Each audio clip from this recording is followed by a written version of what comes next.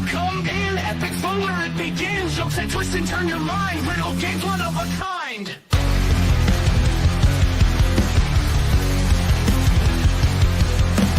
Puzzle time, tease your brain. Mazes, quizzes, whole new game. Laughs and giggles in every show. Facts and fun, now here we go.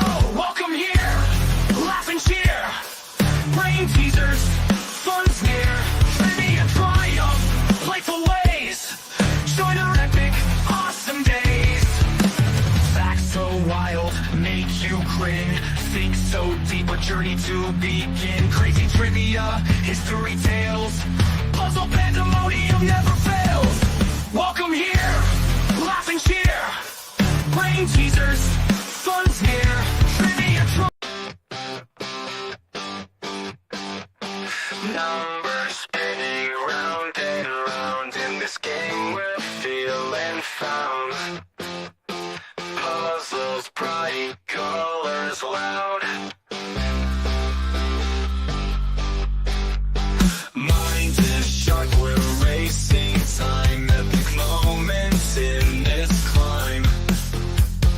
Entertainment prime. Brain benders, better, we're here to play. Counting patterns night and day. Solve the riddles, make them sway.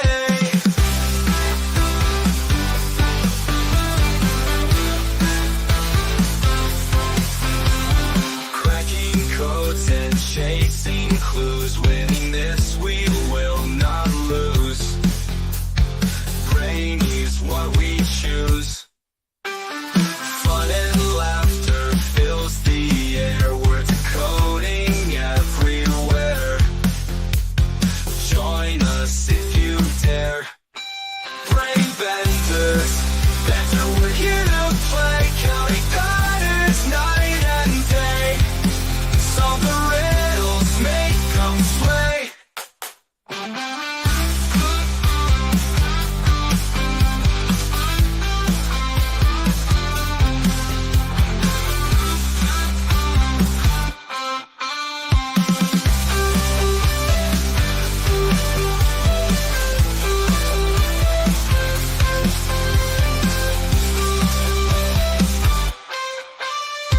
Cracking codes and chasing clues. Winning this we will not lose. Brainy's what we choose. Fun and laughter fills the air. We're decoding everywhere. Join us if you dare. Brain benders, that's how we're here to play. Counting patterns night and day. Solve the riddles, make them sway. Hey, holiday movie lovers. Hey, everybody. Hope you guys had a wonderful Thanksgiving. If you're in the UK or another country that doesn't celebrate it, then I hope you just had a really good day. Welcome to this week's live stream where we're diving into the magic world of the holiday films. Whether it's classic like A Wonderful Life or modern like Elf. Let's bring back some special memories and get us into the holiday spirit. I can't wait to hear your guys' favorites. And I want to say, like, grab a snack, settle in, get some hot cocoa and a comfy blanket. Maybe you're next to a warm fire, and let's kick off this festive fun. I'm going to bring up my co-host, Chance. Hi, Chance. Stuck inside these four walls. Set inside forever. I've been doing so many streams. I feel like I've been in my room in this studio for days, but I'm so happy to be here. And I'm in the holiday spirit. Had a good Thanksgiving. Hope you did too. I know you did because you sent me pictures of your wonderful food. Yeah. Oh, I worked 2 days cooking, and then the whole day Friday almost I slept. I got up for just a few hours on Friday and then decided I won't go back to bed now. Like, I had to recover. I think I was talking to Limey on the phone at like God knows, 5 o'clock in the morning. Like, and I was still cooking from the night before on Thursday morning. So I was like burnt out. But yeah, thank you. I like the snowflakes too. I thought it was festive. Thank you. Hi, Esmeralda. Who is that? Tracy? Hi, Tracy. Yeah, Tracy's Fractured History and More. She's a sweetheart. She's in I Florida like the State. snowflakes too. And you are in, of course, for those that don't know that might be tuning in for the first time, you're in Northern California. Mhm. I'm in Georgia, Yes. in the Vining Smyrna area, suburb of Atlanta. And Yeah. that's it. And I'm happy about the holidays, and I like this topic. It'll be a fun show. I'm up towards Sacramento, towards the Sierra Nevada mountains. So Have you had any snow in the mountains? yeah, there's snow in the mountains, but it's about an hour from me. Like I'm down in the valley enough that but my drivers that have to, like, for the trucking company I work for, go over the hill every day, and they actually deal with the snow on a daily basis and are throwing chains right now. So they're not liking it. It's long days laying on the ground throwing chains. So yeah. Can you ski? Do you like to ski? Can you ski? Okay, look, if you try to put me on skis, I look like Scooby-Doo. I should never be on skis or water skis. But if you put me on a jet ski or a snowmobile or a tube, I'm fine. But I look ridiculous on a pair of skis. Oh, that's funny. Yeah, I did. Go ahead. I'm sorry. Snowboard. I like snowboarding. Oh, yeah, But I could use 2 feet, so I'm fine. That's But a cool my winter feet Olympic sport. Yeah, like my feet don't want to cooperate with the skis. They want to go this way. Like, I can't do it. Like a wishbone. Make a wish. Yeah. And then when I try to get on the ski lift, I about take myself out. Like, I don't know what it is. I just don't belong there. I was jamming.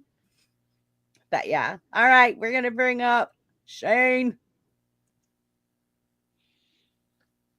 Hi, Buff. I'm undecided about snow. I hate it as a truck driver. Oh, okay. But- I was like, what is that face for? Like, I was like, But you just came up all serious. I love going snowboarding. I love That's the snowboarding. only time I enjoy the snow. Other than that, if I got to drive in it, man, forget about it. But I mean, fair enough. When I started training, getting into the industry, my first trainer, took me intentionally to where snow was and made me drive in it. So I learned how to drive in the snow. I got my license in the snow.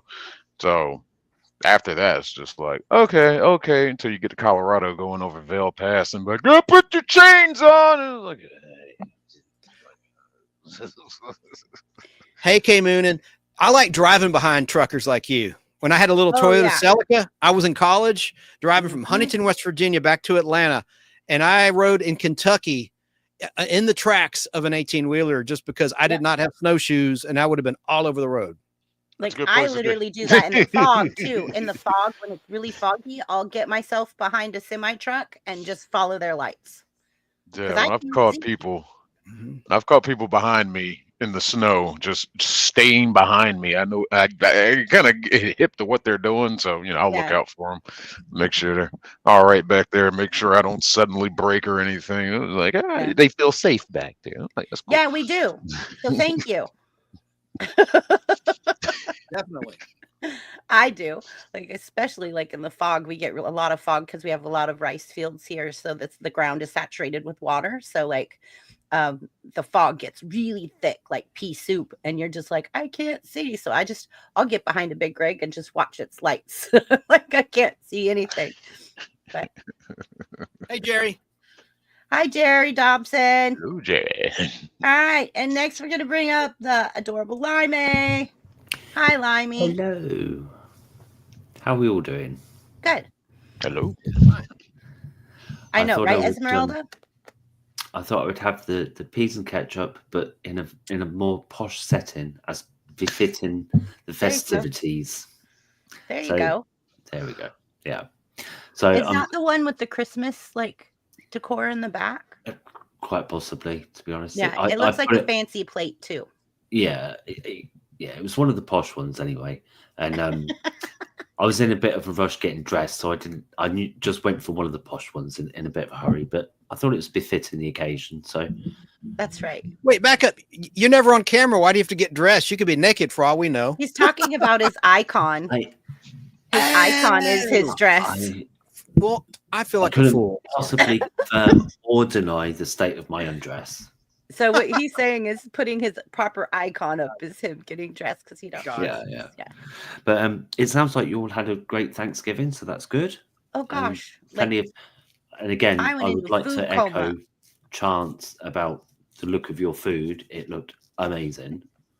Thanks. So And, you were like, "Is that a whole thing of cranberry sauce?" I'm like, "Yeah, that is a whole 9x13." Yeah. Num num. And I just pigged out on leftovers because today's like the last day they'll still taste good, I think. Yeah. I was saying before you Right. joined us, BBB backstage to the fellas, it's like the last dance with the turkey. Yeah, it's kind of today. like Friday, Saturday, and then Sunday is really the last day that True. I'm pushing it Sunday. But True. usually what I do with my Thanksgiving leftovers, like if I had my own house, like, and I didn't have to share all the leftovers with my mom and dad, and I had all the leftovers I usually would have at Thanksgiving, I would make Thanksgiving calzones where it was turkey and cranberry sauce, mashed potatoes and gravy and everything in a calzone and put it in the pizza oven, the brick oven pizza oven. Or I would make turkey and dumplings, or we'd have like the Thanksgiving breakfast sandwiches and stuff. Like those were awesome. Kind of like, go ahead. It's like a Monte Cristo, but with turkey. I don't want to disappoint anyone. I don't know if TD will be here because her boyfriend's team, Ohio State, got upset today. Uh-oh. The number 2 Ohio State Buckeyes went down. So she might need to console her man. We'll Hi, see. Brad. I texted her the link. He's on watch. Hi, Brad. Oh my God. I was so full. Like I couldn't move. Like it was horrible. Hey, Judgment. Judgment, you made it. Did you get 4th or 5th place in the quiz, in the trivia? Let us know. You were at him and Danny Staten. Danny Staten said he'll be here, but he'll be late. That him and Mike Harper were running 4th and 5th place in this trivia for wrestling. Yeah, Mr. Von Spiegel watching on my Facebook live feed. He's in Ohio. He said that loss hurt. Anyway, sorry. You're okay. We have to take care of our people in chat. That's important, right? Look what K Moonin said. Will you read that, Chrissy, or somebody? Sure. Here's a Christmas prank for you all to play. Mousetrap in a Christmas stocking. Oh, That's something the Grinch would do, I know, right? or Scrooge, or something. Something. Speaking of Scrooge, I do love that movie a lot. All of the Scrooge version, movies, all of them. Like I really love the classic one, like the Christmas Carol, or what the first one. Yeah, the Charles Dickens classic. I like the one Yeah. with Patrick Stewart around the year 2000. Yeah. In the year 2000, He he did a that one great I like version on too. TNT. Yeah, on And TNT. it still looked nostalgic, which was It cool. did. And the Yeah. Albert Finney one from 1969 is probably my favorite. Next to the, Yeah. It's a tie. I go back and forth with the one with Patrick Stewart. If a Scrooge Perfect. movie's on, I love them. I just watch them. Like Yeah. I can't help My it. favorite is Muppet Christmas Carol. Oh. I just love that. I don't think I've ever seen that, Shane. I got to watch that. Oh, Yeah, I think I've seen it. it's funny. I remember like we're going to go to the first question because the first question is what is the first holiday movie that comes to mind when you think of your childhood? Who wants to go first? Someone else. I need to think. Oh, that's easy. Die Hard. Okay. Die Um, Hard. And see, that's touchy because some people say it's a Christmas movie and some people say it's not. Oh, yeah. no, some people are wrong. I was 17 when that hit, so I was kind of It's old. deep, That's don't not my it? first. So what makes it a Christmas movie to you? It takes place on Christmas Eve at a Christmas party. It starts with, it doesn't start with Christmas music, but we get our first Christmas song when he gets in the limo with Argyle, and it ends with "Let It Snow." The movie is it's good Christmas. You can't deny that it's at a Christmas party on Christmas Eve. There's Christmas music. One of the last lines is "Merry Christmas," and also Die Hard 2 is a Christmas movie also. So is Rambo. So is Lethal Weapon. First blood, yeah. I'm from that school to where, the movie doesn't have to be, like Miracle on 34th Street to be, or a Classic, Christmas yeah. story to be Christmas movie. It just needs to have Christmas Jamin says it being is. a theme there. Let's And get Die a Hard vote. meets that criteria. And Let's get a vote in chat real quick. Is Die Hard a Christmas movie or not? Just type yes or no. Just so we can hear from everybody. Go ahead, Buff. Sorry, I didn't mean to interrupt you. Keep going. I just want to include chat to see what they think as well. So Die Hard is a Christmas movie, is what Wajamin says. But yeah, I mean, I saw that movie at such a young age with my mom, and of course, I fell in love with it. We'll get to that later with one of your other questions about. Well, I'm not going to say that yet, so we'll wait. Okay. But yeah. Did you see my questions? Mm-hmm. Yeah, I saw. Oh, okay, you guys all saw them. Okay, good. So you know what's coming then. Good. Yay, we can be prepared. Yay, I like that. Okay. But I think if it was to make like more of a sensible answer that's not Die Hard, I think my first one goes to maybe Home Alone. They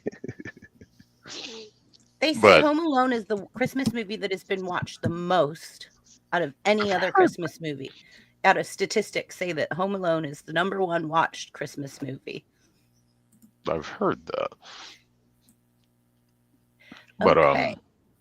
And wow, that's then all the Christmas Carol movies is the first time I saw a Christmas Carol, it wasn't the movie, it was a stage production at the the Alliance Theater in Atlanta. Right. Watched the stage play there, and that scared the bejesus out of me, because when they got to the Ghost of Christmas Future, it was basically death. The person playing Death was in this gigantic puppeteered outfit that was at least to me as a kid, I don't know, it looked like it was about 30 feet tall. It's just this big over black cloak and just moving, and the guy hit himself. I learned later how they did it. He was on stilts and had extensions and all this stuff. And it just scared the crap out of me. right.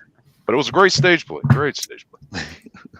I agree. Like if truckers are traveling over the road, that comment that you just had up on screen, Chance. Here it is. Slow down, Chance. I'm like, I think. Oh, there's Dan. We're gonna. Oh, there he is. I brought him up. Dan. That's perfectly fine. Hi, Dan. Hi, I Dan. have no idea what's been going on, and sorry if I'm interrupting anybody. I'll just slide You're back not over on the interrupting side. anybody. We're just glad you came. Did you get 4th or 5th place?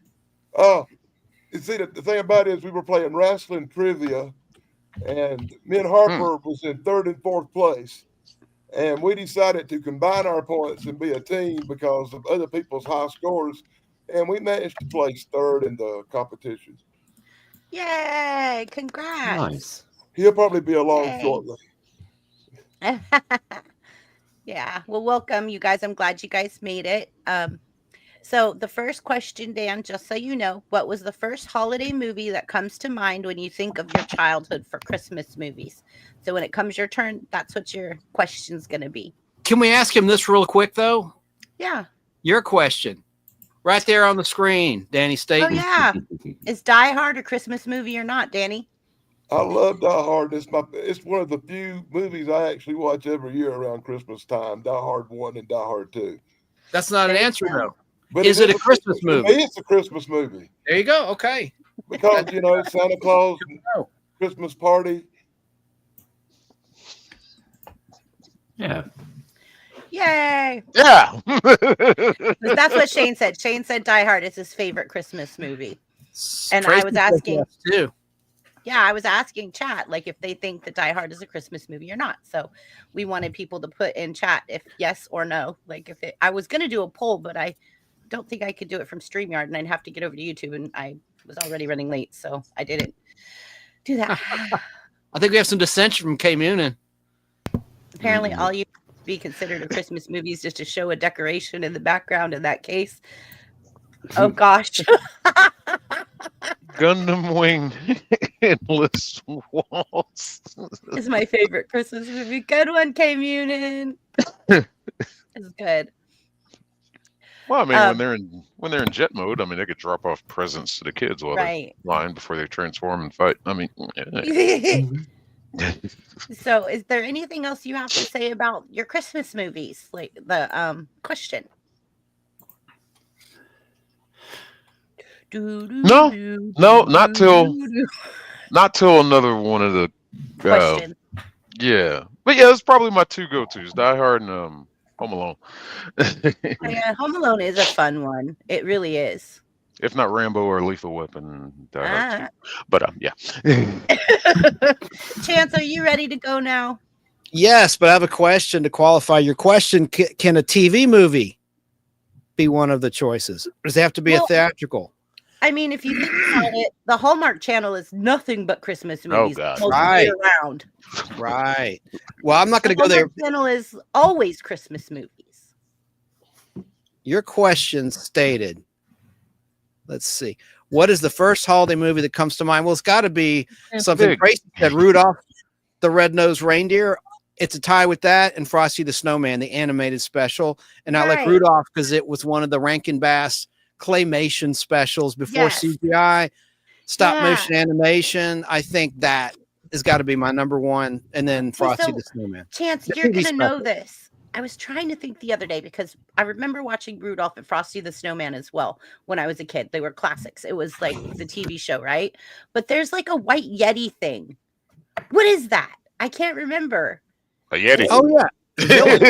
Yeah. Abominable. That is The abominable Yeti, snowman. The abominable snowman. Yeah. But I love that. That was awesome. And Charlie's Brown's Christmas. Like And Baby Christmas. Remember, they've turned the into Drummer New Boy? Year's. Yeah. the Drummer Boy was also like a claymation, right? Like that? Like Rudolph and that? Oh, yeah. Okay. I loved all of it. Yeah. So that's all, folks, for me on this round. That's it. Those two, yeah. I mean, those for the specific point about childhood, that are my first childhood memories of a Christmas gather around the TV when you had a TV guide to look at your listings. You didn't have streaming, you know, and if you missed it, you missed it. There was no even when I'm old, so there wasn't even a VCR yet in our household. Right. You had me to too. watch it when it aired, and you had to wait a whole year to see it. Yeah. And It was an event. I was born in 74. And so I know you and I are similar in age. So I Yes. think we were probably growing up around the same time and have those same kind of things on the TV, like the same kind of things that we grew up watching, because that's what came out at Christmas that was really, really fun. My sister's And your they- age. She was born the same year you were, and so we both gathered around the TV Yeah, to watch those specials. So those are my annual traditions as a kid. absolutely. And there I were even- TV shows that had Christmas Yeah. themes that I liked. I mean, that's a whole nother topic maybe for next week or closer to Christmas. We Yeah. could talk about television shows of popular series that had Christmas episodes. I know There's that so I many was that come to mind.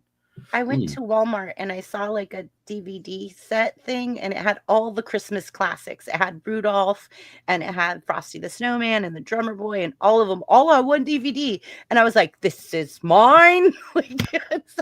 Now I could just pop it in the DVD player. But yeah, I had to have it. I was like, nope, this is mine.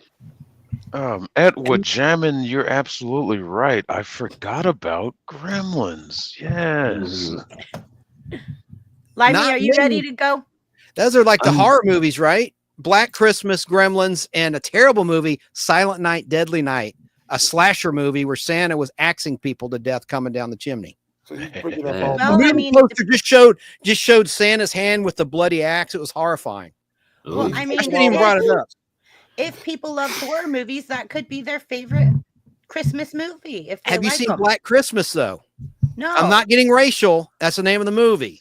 African American. Margot Kidder's in it. No, it's like you know what ripped it off is When a Stranger Calls. He's inside the house. This psycho is stalking college girls. It's in a college town on Christmas, and there's a psycho, and he's killing off these sorority girls in their sorority house. And he gets on the phone. He makes prank calls to the cops, and from inside the house. And I won't give anything away, but it's a pretty good thriller. And John Saxon's in it, who 10 years later was in Nightmare on Elm Street as the dad. He's been in a ton of things. He was a good actor. Okay, my time's up. I had one more. I was going to add this one. Okay, real fast. And then we're going to let Limey go. Violent Night just came out not too long ago with David Harbour from Stranger Things, the guy who plays the sheriff.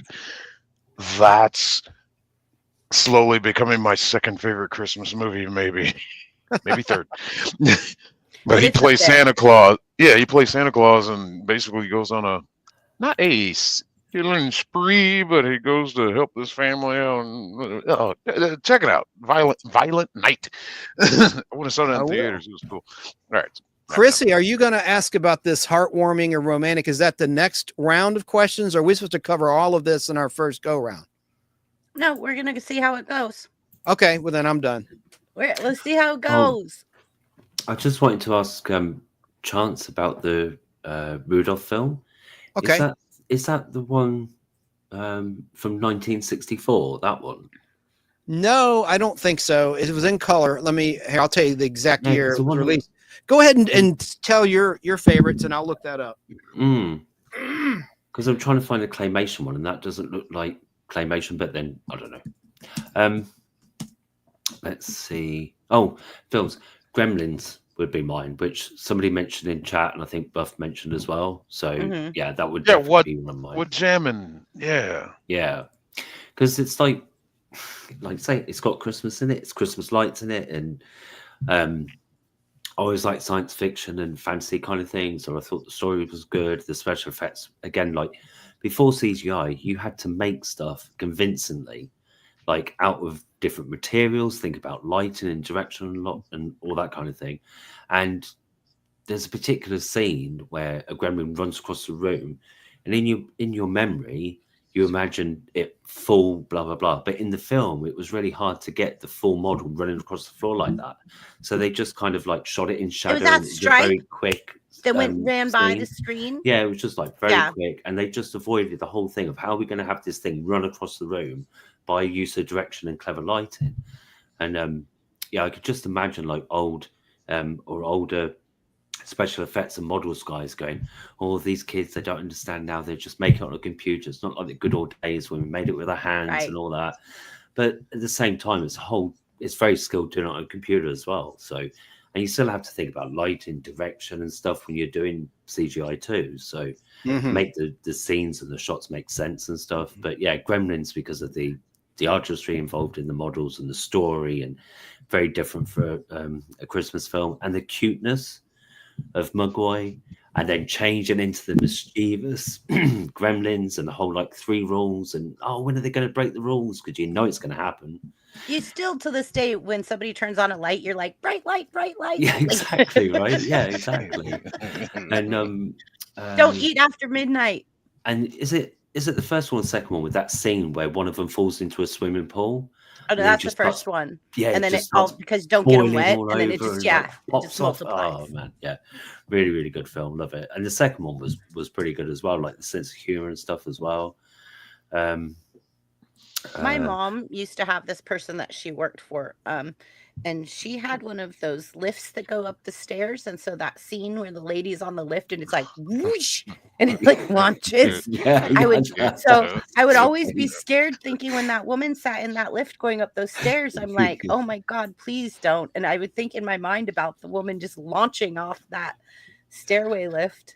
Yeah, exactly. Achieving orbit. Yeah. Oh, and you're right. It was 1964, the Rankin Bass. I thought it was 66. That's the Peanuts first animated TV special. I wasn't alive back then in the 60s, but you're right. It is the 1964, and they made a sequel in 1976. See, I've never seen it, but I recognize the Unapologetic Geek. I'd love to see it. Yeah, hey Tug. I love Hi Tug. And the songs are great. So. Yes, sir. You love the songs too, I think. Larry, do you see what Tug says in chat right here on Chris screen? Wallace, yeah, it's the guy who handmade those original Gremlins. That's awesome. I'm not sure what channel Unapologetics on, but We should tell Tug to come up on panel because He such invited a me movie to buff. be on his show tomorrow about He's Villain. such a movie buff. We should have him up. Like Cool. somebody has his information. Like Tug, get in touch with us. He Come on invited up. me to be on his panel tomorrow at 1, and I've never been on his stream before. I forgot Yeah. about the Steelers at 1, but I don't care. I already committed, so I'll be on Tug's while the Steelers are playing tomorrow. Oh, you'll have to watch it in the background. No, I wouldn't do that to him. But that's a good But idea. Tug, if you have anybody's information that's up on panel, get in touch with us. We'll send you the link. You can come on up. I know that you are a movie person, and it would be awesome to have you up here. Here, I can put the link in the chat if you want. No. Temporarily. Nope. Nope. Well, we don't have to let people on. You know what I'm saying? Okay. Nope. I don't, because of the fact, Chance. My link, I'll send it to him in Facebook, like he sent yeah, to me a message so today. my link is the same link every week. Oh, not Is good. it- Put that up. No, so I was like, it's not a new link every week. Cool, we got it's the same, because of the plan that I pay for. I could just keep using that same link. Well, that's good to know. Yeah, it's the same link. It ends with 8U. Okay. I'm There you sending go. it to him right now to Tug. So Tug, go to Facebook if you want to Yeah. join If you it. want to come up, you don't have to, Tug, but Yeah, if you'd he's like got to a come up, family and come stuff, so he may not He be said, able to. yeah, come I'll up. pop in. So, up. Okay, yeah, that'd be great. yeah, cool. So I know what Tug looks like. I've been on panel with him before, so like I'll be able to bring him up when he comes up. And Chance, you know what he looks like as well. Oh yeah, Um, I'll let him so up. you have buttons as well. I don't think Limey would, but I know you and I do. Yeah.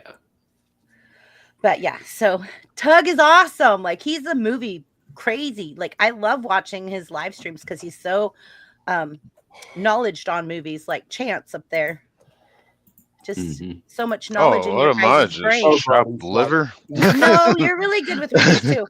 Like, I do watch. Jeez. I'm always in your chat. But you know what? You do more sovereign stuff than actual movie That's stuff. my live streams. My recorded videos are all movie Movies. reviews. Yeah, I've seen them. But I'm just saying, like, most of your live streams are like but no, you're really good at movies too. Like, Shane is awesome with movies. If you go into Shane's chat and like somebody brings up movies, Shane can tell Oh, you don't try who. buttering up to me now. You know. Oh, stop it, Wendy. I'm just saying. Like, you guys are all like make me feel so inferior because I don't remember dates of movies and who Yeah, played no. in movies at when and what, and I'm like, oh, But you know a lot about music. I do, and Yeah. I know a lot about other stuff. So I just don't know about Lots of stuff. Dan. Birds and the bees. The birds and the bees and the birds. Hey, Munnin, you can. Wah, wah, wah. Okay, so the second question, or no, we still have to do Danny. So Danny and me, and then Oh, you Limey, are you done or are you still Yeah. going? Yeah, for that first question. Yeah, sure. Danny, it's your turn. Yay. Yeah, I'm bundled up like an Eskimo. I'm sitting outside. It's like 37 degrees out here, and I come out of the smoke right after the wrestling thing was over. So I'm just now getting Okay. realizing how cold it is out here. My brain kind of froze for a minute. But Okay. you see, when I was a kid, things were different than they are now. We only had 3 channels, and like Chance was saying earlier, certain stuff only come on once a year, and it was a big event. I remember that Rudolph the Red-Nosed Reindeer and Frosty the Snowman and all that stuff when I was a kid. You know, and my sister was born in 74, I think the same year you were. Yeah. And we grew up, even though I was a few years older than her, watching them same kiddie shows over and over and over again. But when I was with my kids in the 80s, our big thing was A Christmas Story with Darren McGavin every year. My kids love that movie. And that was the movie they wanted to watch every year over and over. So I had to watch it with my kids. And now, unfortunately, I'm watching it with grandkids. But for me, and this is something nobody else brought up, I don't think, was a movie from 1938 called A Christmas Carol, and it was the story of Scrooge. We talked about it before you came on, but yeah, not as our pick. But the original one from 38 was it Reginald Owen or something? Yeah. There They did another real good version. They did another real good version, And let me give a real special shout out to this version. And it's the Christmas Carol that had Patrick Stewart in it. And it's my favorite version of that movie. Mine too. Ever Talked made. about it earlier. Talked about it earlier on the air. Yeah. TNT. I just saw that because I was at a wrestling thing too. No, I'm just amazed that you remember it. And that's one of your favorites too. We're great minds, man. Yeah. Well, I mean, you've always been a lot alike, right down to our comic books. Right. But that about covers what I would think about my favorites as a kid and even my kid's favorite. So let Tug go because he's a real important personality. Oh, Tugs might only have a certain amount of time here, so we're going to go ahead and let Tug go. Hi, Tug. Welcome. Thank you for joining us, Tug. Hi. Go ahead and tell us a little bit real quick about your channel. Oh, yeah, sure.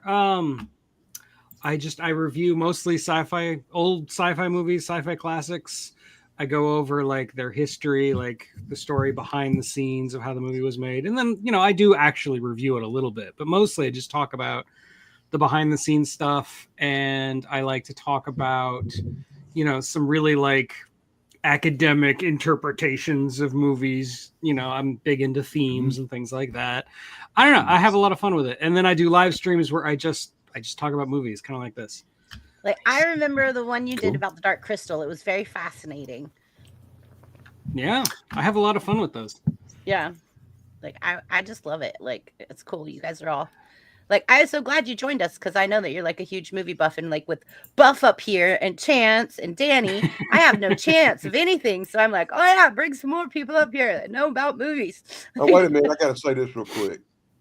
Durant. Okay. Of course.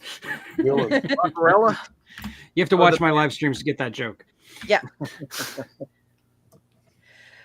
All right. So, Tug, I'm going to, in private chat is where the question's at. I'm going to read it to you. What is the first movie that comes to your mind when you think of your childhood?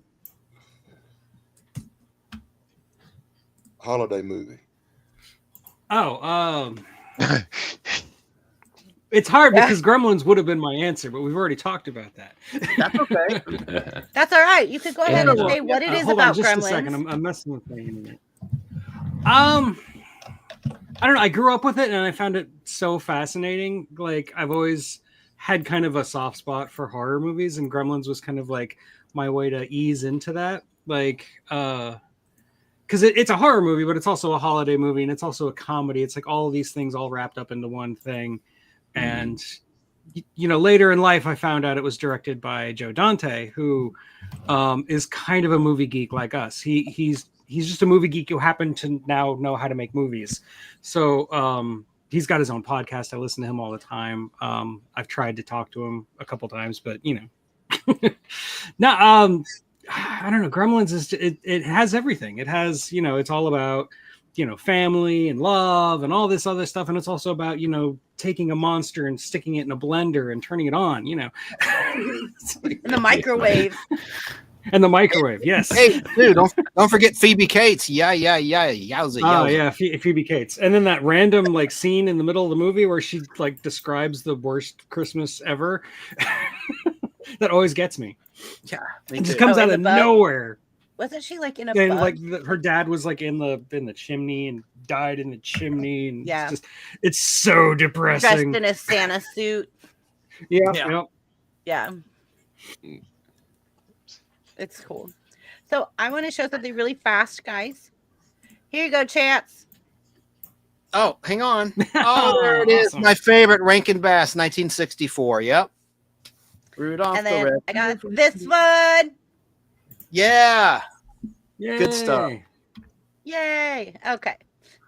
So, Tug, is there any other movie other than Gremlins that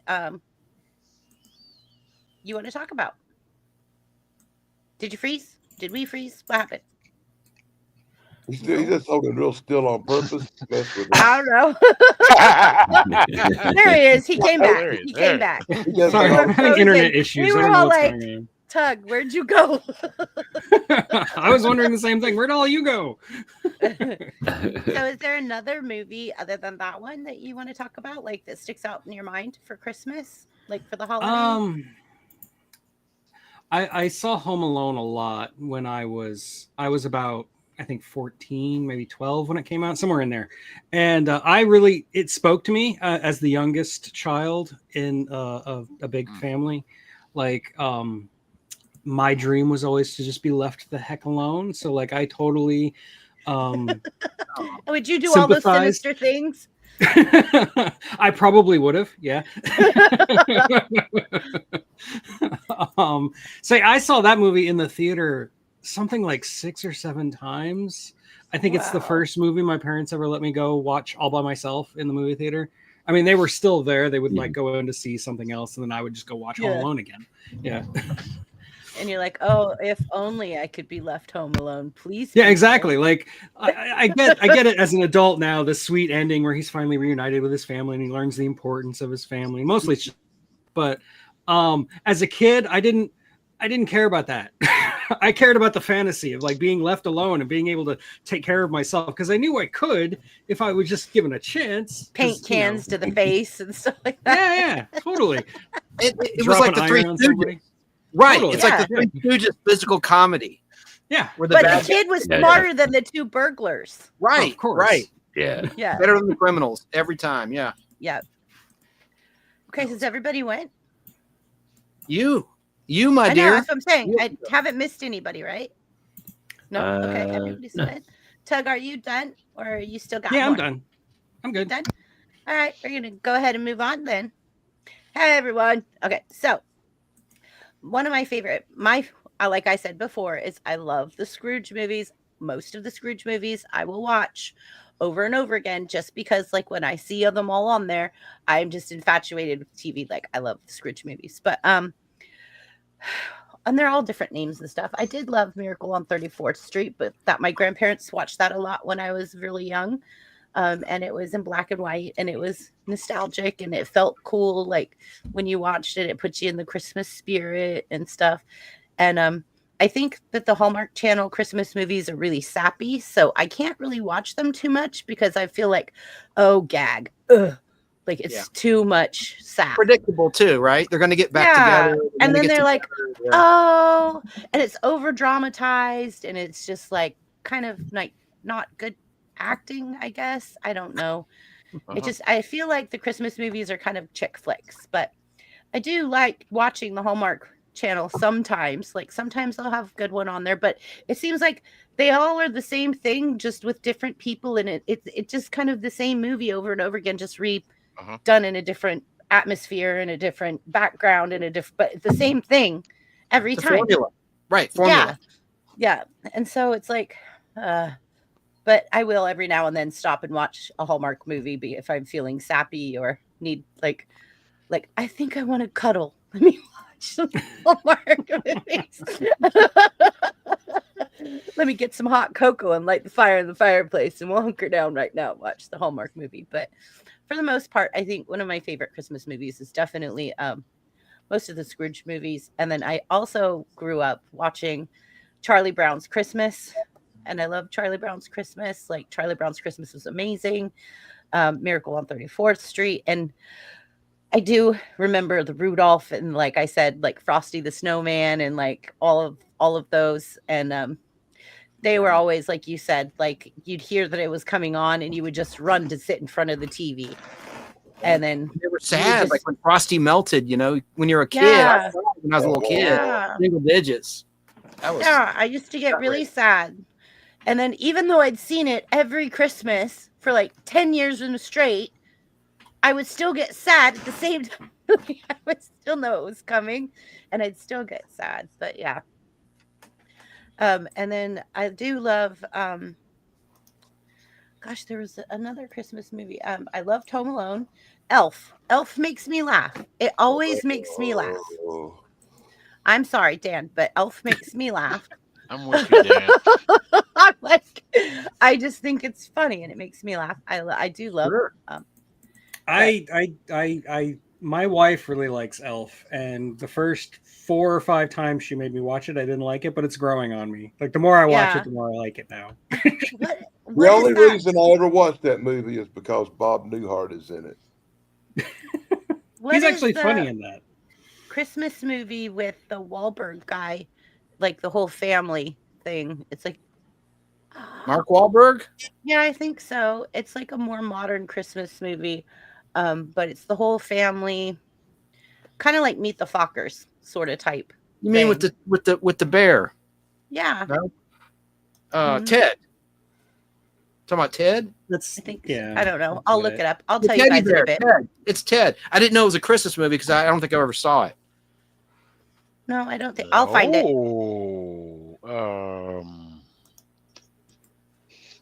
Where they're wearing ugly sweaters and stuff. And isn't it with Arnold Schwarzenegger or The Rock and one of the Wahlbergs? And anyways, I'll have to look it up while you guys are going on your next question, and I'll find out the answer for you. I always liked that movie. I always liked that movie with Arnold Schwarzenegger in it. The one, Jingle All the Way. Jingle All the Way. Yeah. That Yeah. was That one's a lot of fun. That was a good Yeah, movie. that's another good one for the holiday season.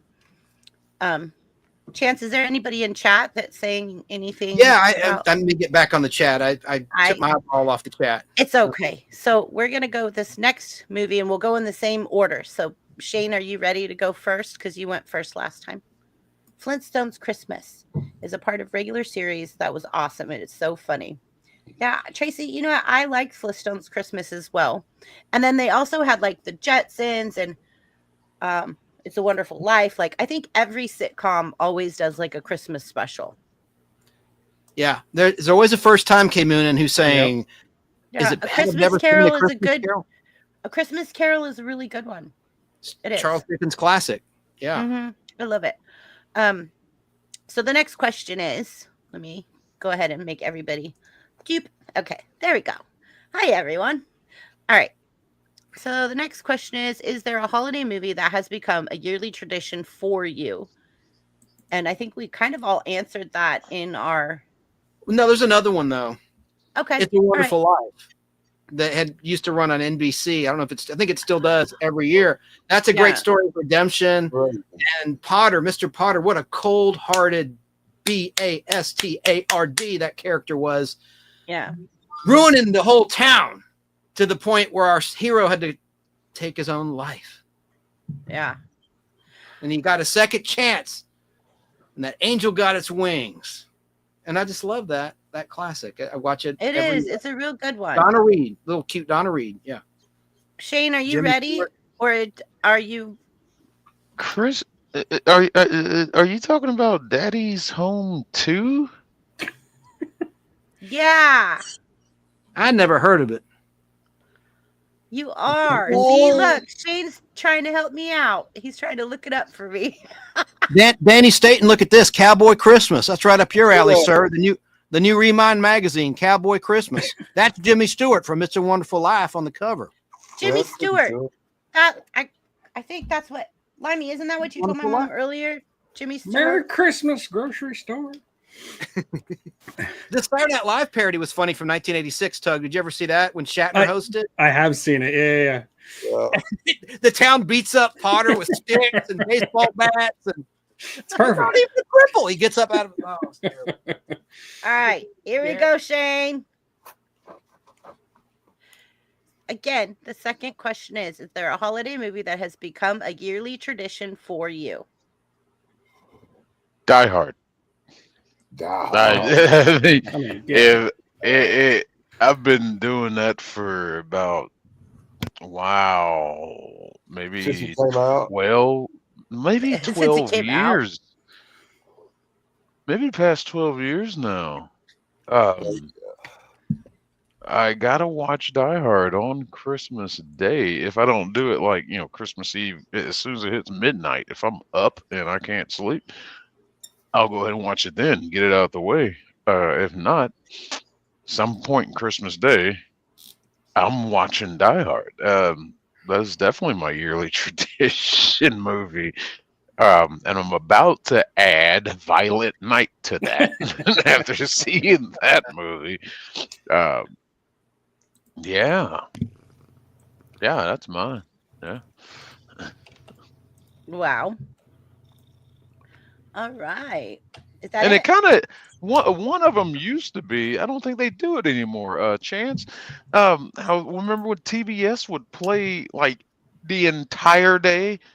They'd play A Christmas Story. Christmas Story, yeah, on Just loop. 24 Entire hours. day. Yeah. They did that last year, Shane. I noticed. I don't know if they're going to do it this year, but they did it last year. Yes. They've Christmas been doing it Story. every year for 20 years. Yeah, I love that. Yeah, we'll drop in on that one. DVD out. And I like how Antenna TV has the Yule log going for like 12 hours, I think. 12 to 14 hours. They'll just show a fireplace on Christmas morning. It's kind of cool. Yeah. Yeah, that's mine. All right. Give me a second here. I'm doing something real quick. Okay. All right. I see Keebler's in chat. I'd like to take a second to just make an announcement real fast and run this banner. I started to get Keebler back on her feet. I started kind of like a GoFundMe, but one of my friends recommended a different platform that doesn't take fees. So they take fees, but they're not as much fees as what GoFundMe does.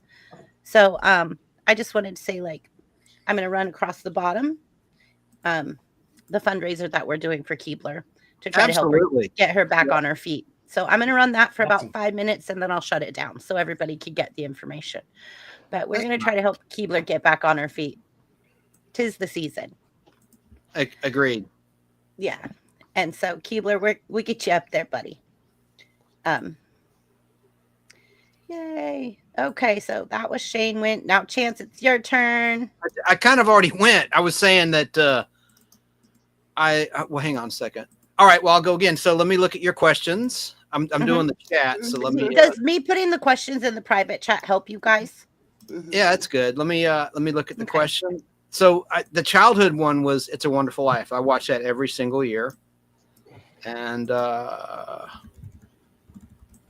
a minute. My private chat's empty. I know I don't see it in private chat. I don't see that. I know where I can find it. Hang on. Sorry. Right here in my YouTube. Okay, let's see. What's the first holiday movie that comes to mind when you think of your childhood? Answered that. Rudolph the Red-Nosed Reindeer and Frosty the Snowman. Is there a holiday movie that's become a yearly tradition? Yes, It's a Wonderful Life. Answered that. Do you prefer heartfelt, funny, or romantic holiday movies, and why? I kind of like the funny romantic ones, like Scrooged. Like Scrooged.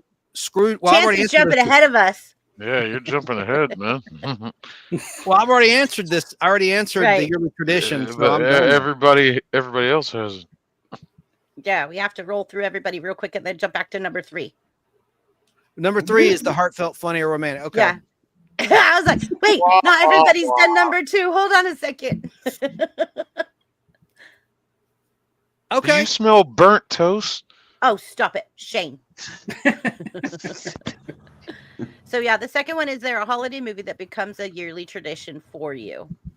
But why'd you come back to me? I already answered that. That's why I'm confused because it was Shane first and then you. But when we were waiting on Shane, he was helping me look up something. You went ahead and went. So yeah, and I want to keep it in order, so I'm just trying to stay on point in order so everybody doesn't get out of order. Yes, ma'am. And then next we did Limey. Well, here I can do. You know what I can do? Let me do this. You ready for this? Yeah. Why don't I answer for our friend who's here in spirit, Sarah? Yeah. Hi, Sarah. Hey, everybody. No, I don't. I won't do that. I'm not. She'll think I'm making fun. I'm not. She's my buddy. But we love she did send me that. She goes, "Put that up, Chance, when it's my turn to talk, and I'll be there." She's actually at a church event with her mom tonight. That's why she couldn't be here with her. Yeah, she's doing something with her mom.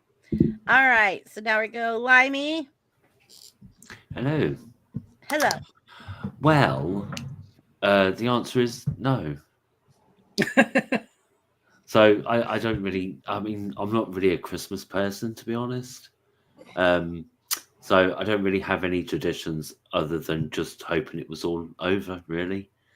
But No, I mean, if I had Ooh, to that's a watch a good one. Christmas film every year, the same one, it would probably be the Gremlins, to be fair.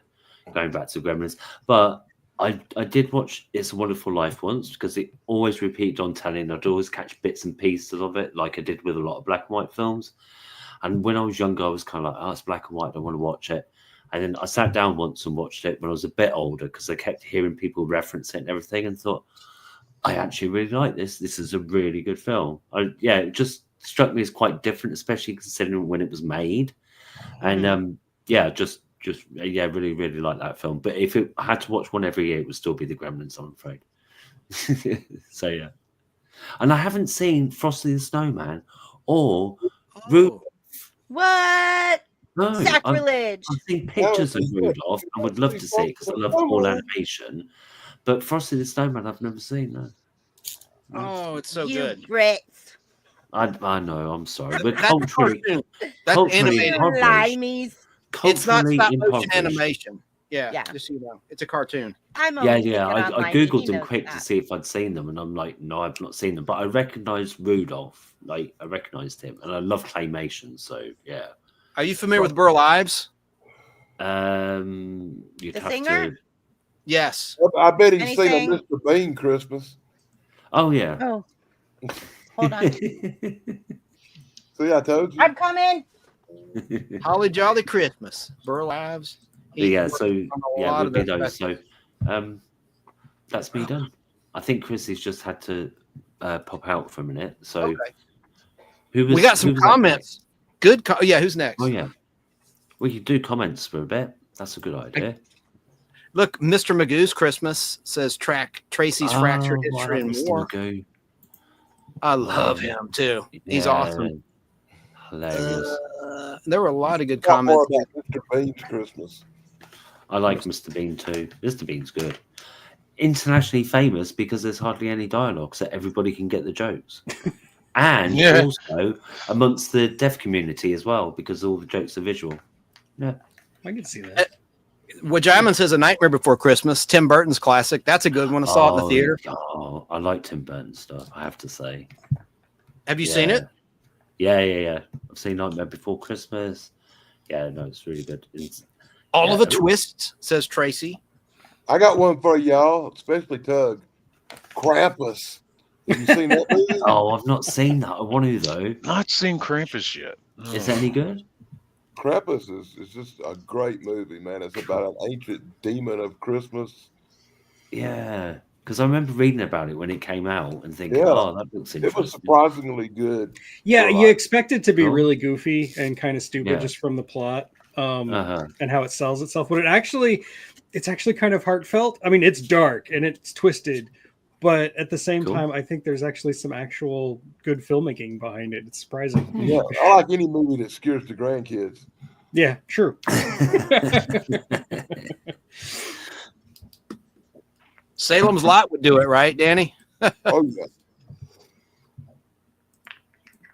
So, do you want to go next, Shane? I mean, Danny Staton. Yep, Danny's next. Yeah, sure. Do you know the question? What we watch is easy. What we watch every year. Correct. That's the second question. Good job. I'm back. Sorry, guys. Welcome back. Danny, did your mic break? No, I'm here. What's the one you watch every year? I gotta move him up there. Okay, there. I got the beard going on. Check it out. But I was sick up there, man. Every year, sometime up around Christmas, I'm gonna watch Die Hard and maybe Die Hard 2 and 3. It's just Die Hard is my movie go-to Christmas thing. Even though I do try to watch once in a while, I'll try to watch other movies like the original Christmas Carol or the remake with Patrick Stewart. And at least once a year, I'm going to watch probably A Christmas Story or some of it as it's on for like 50 different times all day long. At least once it's going to roll over on the TV, you know. But this year, I think I'm going to see if I can find that movie Krampus we were talking about and watch it because I hadn't seen it in a few years. Now that it's on my mind. Cool. And Yeah, that sounded really Even cool. though it's not a Christmas movie, I think I'm gonna have to watch Barbarella. But that's a whole nother story. Durant. Durant. That's I where know they what got he their looks name like from. I watched your video on Barbarella, so I do know what Yeah, I he saw looks your like. comment. Yeah. Yeah, like I couldn't find out when that's where the band got their name from, because I watched the film and then heard later that it wasn't just a coincidence. I'm like, no way. And T'Pau, they got their name from a Vulcan, apparently. I That don't one I even know. didn't know. Maybe Oh, you don't yeah. know who T'Pau are. Sorry, Vulcan? I'm Yes, I old do. and limey, so yeah, I apologize. No, what was that? I missed it. Say it again. T'Pau. Yeah, T'Pau was a old British rock band, and they took their name from a Vulcan From Star Trek. Yeah, Yeah. it was from a mock time where Spock's going through Pon farr, the season 2 premiere, 34th in production order, and T'Pau was the older Vulcan, the high priestess Vulcan, not the one from Star Trek 3: The Search for Spock, but the one from the original show. And she couldn't do the Vulcan live long and prosper. They had to. I heard Leonard Nimoy tell this story. They had to pop it up out of frame. They would position her finger like this. She couldn't do it. Like Doug's doing. No, really. Yeah, and that's T'Pau, the high priestess Vulcan. Oh, Vulcanian is what they called priestess. That's even better. Yeah, she's like the high priestess, head honcho, overseeing Spock's Pon farr ritual. And of course, T'Pring rejects Spock in favor of Strom. She was a gold digger. Actually, she wasn't a gold digger because she didn't want to be the consort of a legend. She just wanted the money. What? You really want somebody to oversee your Pon farr? That's a good anecdote, Tug. I forgot about that, about T'Pau, the band. That's great. Yeah, that was Limey. You said it, but yeah. Limey. And remember 99 Red Balloons? Mm-hmm. The song? I like everyone's a superhero. Everyone's a Captain Kirk. That line, that lyric rather, from 99 Red Balloons, a German song. Mm-hmm. Anyway. All right. My turn. So we're gonna. Let's find Nina. Tug's next, right? Yes, I still have to go. Tug's next. Okay. My tradition nowadays is actually Home Alone because my son likes it too. But I will talk about when I was growing up. I grew up in an action movie household.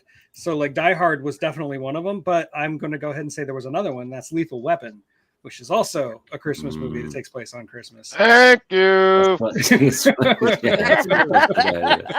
1987. Richard Donner. You just made Shane very happy. I consider that one a Christmas movie because I mean the whole movie is just about Riggs. He's coming to terms with is his life worth anything? Does he want to commit suicide? He's got a death wish, and he finds family with his new partner who's too old for this.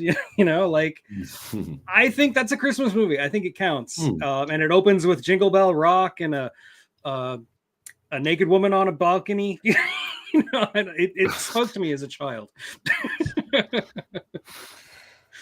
So yeah, Lethal Weapon was definitely a yearly tradition for us, along with Die Hard, and sometimes Die Hard 2. Die Hard 3 actually takes place in the summer, not Christmas, but whatever. Doug, you're getting a compliment from Kay Moonen down in South Florida. It says, nice poster behind you. Oh yes, thank you. Gojira, yes, the original Gojira. Yeah, thank you. But I'm a Godzilla fanatic. I'm a freak. I like all Godzilla. Every Godzilla is a good Godzilla. Even the really crappy ones are great. The ones with Matthew Broderick. Okay, that's not Godzilla though. That's just a giant iguana. that's the beast from 20,000 Fathoms. That's not Godzilla. That's a lot of fish. In that universe, nobody can say Papadopoulos, apparently. So, did you love Godzilla 0 from last year? You mean Godzilla -1? Yeah. Yeah. I like the series. I mean, Godzilla -1 was probably the best Godzilla movie in a very long time in terms of just like sheer filmmaking is really, really good and really, really impressive. It feels almost like if Akira Kurosawa made a Godzilla movie. It's kind of what it feels like. But I also liked the really ridiculous and stupid Godzilla X Kong that came out like a couple months later here in the States. And Yes.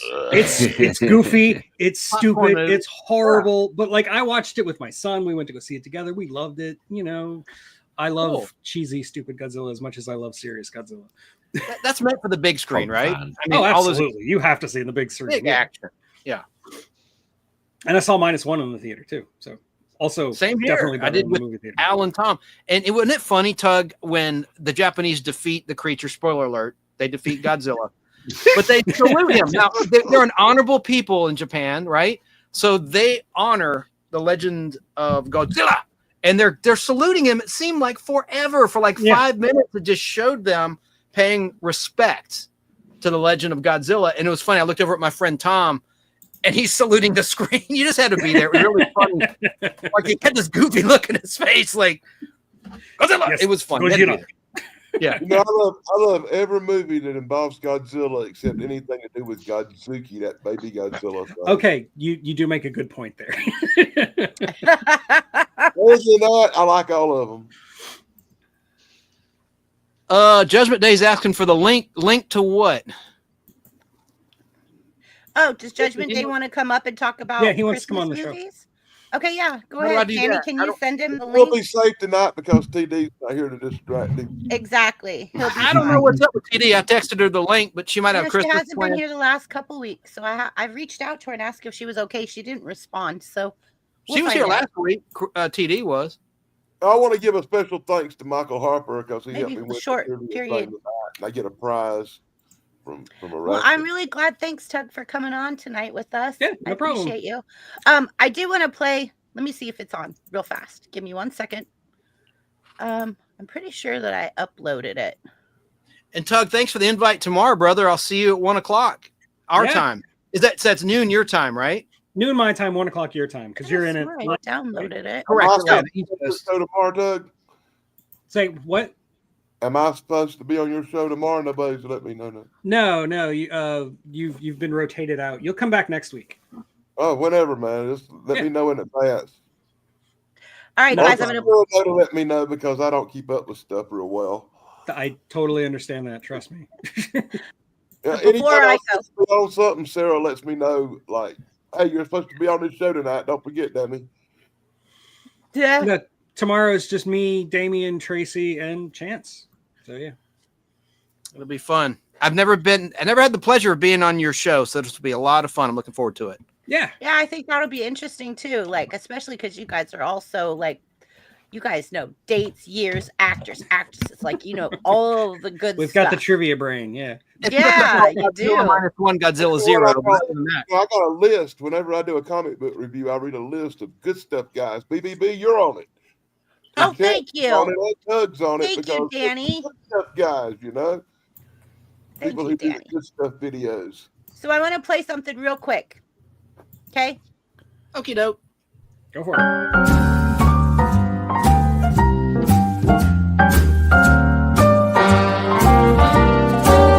A little different than all the rest. I'm quite old fashioned where I had sometimes played chess. And when I'm out, I'm looking for that vintage fling. But all complexions that I adore, so hard to find, these seem impossible to score. So I dream on to someday find that vintage love. I kept on looking, but everyone's such a bore. And out of a sudden, you came through the door. At the next table, your whiskey neat. The lights were dimmed as our eyes met, moves on me. And forevermore, I like to share that vintage dream.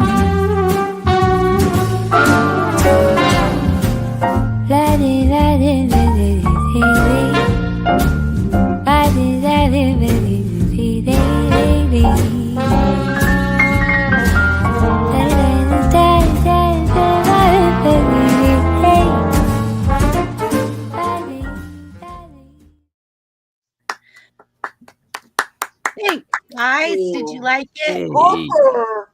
I liked Mike it a lot. Harper. Thank you.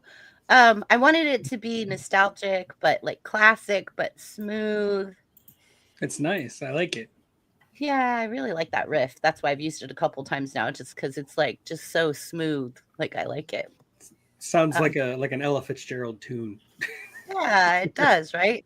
And so with talking about classic Christmas movies, I just thought it was appropriate to add that in there. So there you go. And welcome, Mike Harper. So what I'm going to do real fast. Tug, were you done with yours? Yeah, I'm good. We can move on. And once I just wanna again, make let me sure say special thanks to Mike Harper for tonight helping me out. I want to win at least one prize a year on the show. Yay. Yay. Thank you, Mike Harper. He says, Danny says, thank you for helping him. Thank you, K Munin.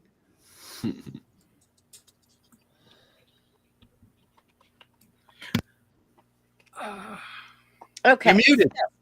Yeah, you're Mike muted, Harper, what you missed was the questions is what is the first holiday movie that comes to your mind when you think of your childhood?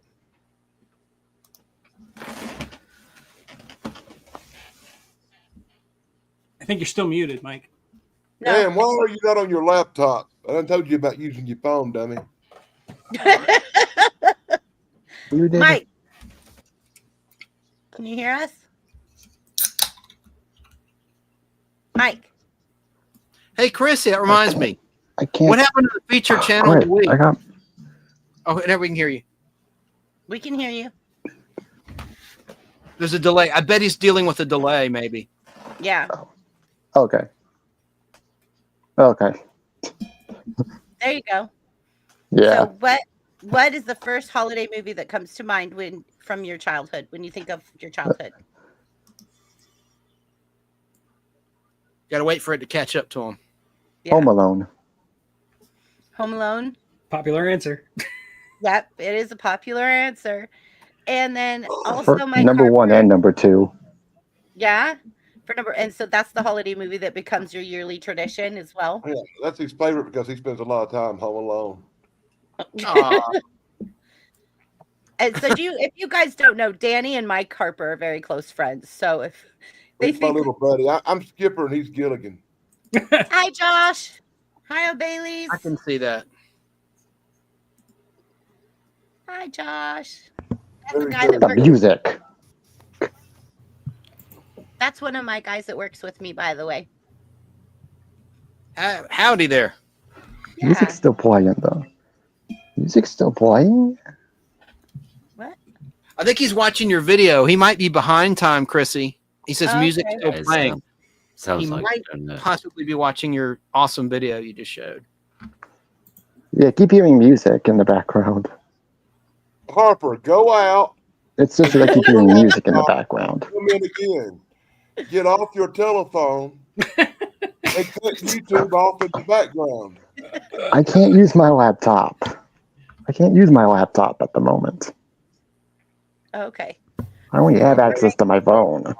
So now I'm gonna go next. real But then I'll quick. get back on.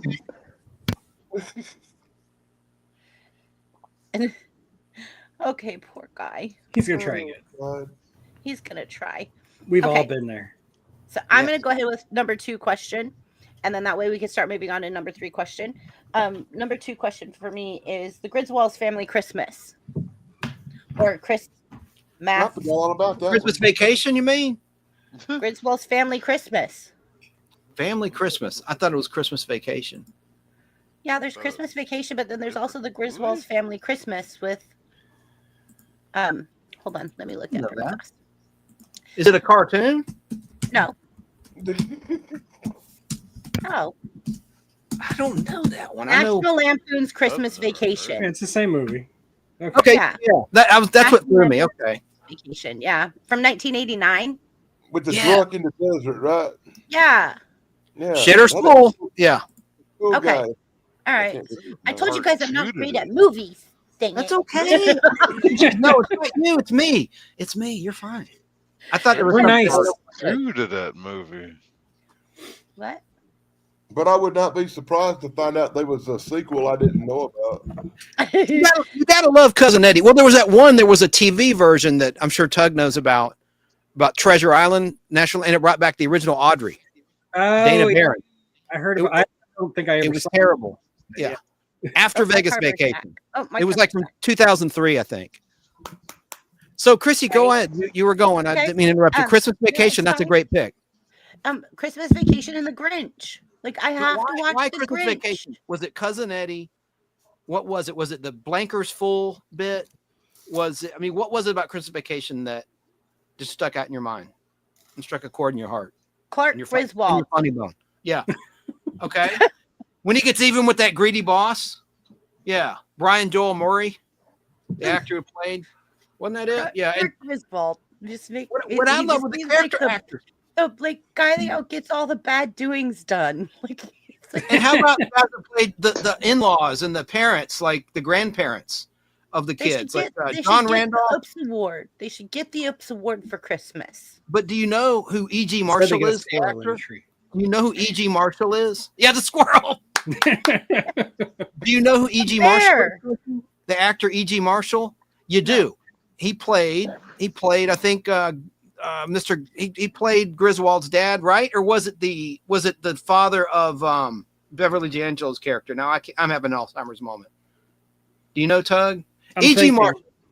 Anyway, E.G. Marshall. I know who he is. Yeah, in Superman 2, and he was in Creep Show. He played the rich guy who was infested with bugs in his apartment in his house. That's E.G. Marshall. Anyway, I'm sorry, I didn't mean to hijack your answer. I just wanted to mention he's in that movie. He plays one of the parents. I'll look it up. There's this cute little short that's been going around, and I have been mimicking this short. Limey can testify to this. I've got my whole family mimicking this short.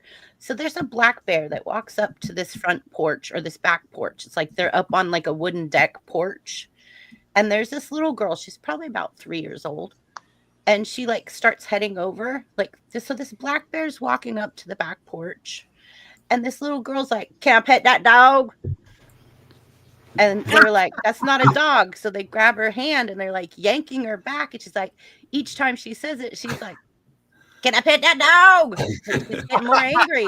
And the third time she's like, "Can I pet that dog?" Like she just really wants to pet that dog. So cute. But it's a black bear. Hillbillies. Okay.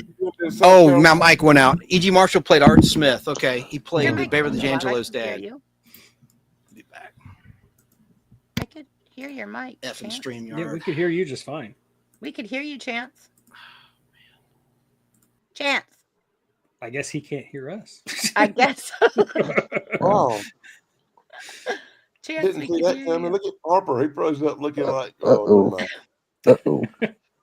That was a horrible way to freeze, Harper. You didn't look all eyeballs. So yeah. Also, has anybody seen the movie called The Holiday? The Holiday? Yeah, The Holiday. I think Harper got his phone service the same place Les Chapin got his. Oh, that's the one with like Jude Law, right? Yeah. Heard of it, never seen it. Jude my Law, wife owns it. Kate I've Winslet, seen like maybe half Jack an hour Black. of it. Yeah. That's a good one. Like My wife not likes bad. it. That's all I have. Yeah, that's all you have. Thanks a lot. No, but yeah, The Grinch for me is one I have to see. I got a quick question for Chance, and I know he'll know the answer to this real quick. I might not. It just flashed in my head. I saw this movie once. I'm sorry, what? I saw this movie once, and it had like 3 different little stories in it. And one of the stories was a Santa Claus serial killer, a guy who dressed up like Santa Claus and broke out of some insane asylum and went after this lady. Yeah.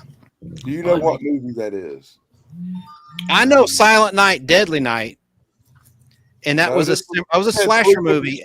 Terrible this movie. Was one of the stories in it. Sounds like Creepshow 2, but let me look it up. I don't know if top of my head. Creepshow neither. It's some old Creepshow 2. It might be an English movie or something. Okay. Well, it sounds horrible. What about Scrooged? I love Scrooge. That's one of my picks for the question 3. Yeah. Absolutely. Oh, one of my favorites. Richard Donner. All right, so we're going to bring I up Mike welcome Harper for modern, question present 2. day Freddy, who's into No. pratfalls. Mike Harper already did question 1 and 2, so we're all going to move to question 3 together. Because we're all done with question 2. Hi, you. Okay.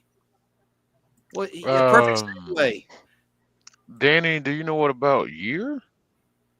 Yeah, it had to be 70s. The Man in the Santa Claus Suit? It was an anthology movie. It had 3 different stories. I don't remember the other stories. One The of them had man on a little monster doll. The Man in the Santa Claus Suit? Because, like in that Bad movie, Santa? this costume shop Well, guy I just rents seen this movie, he rents a Santa Claus suit and it to was 3 I different haven't seen it men, and in years, they 20 each years. have 3 different stories. That's from 79? Yeah, something like that. It'd be 70 something. I'm pretty sure.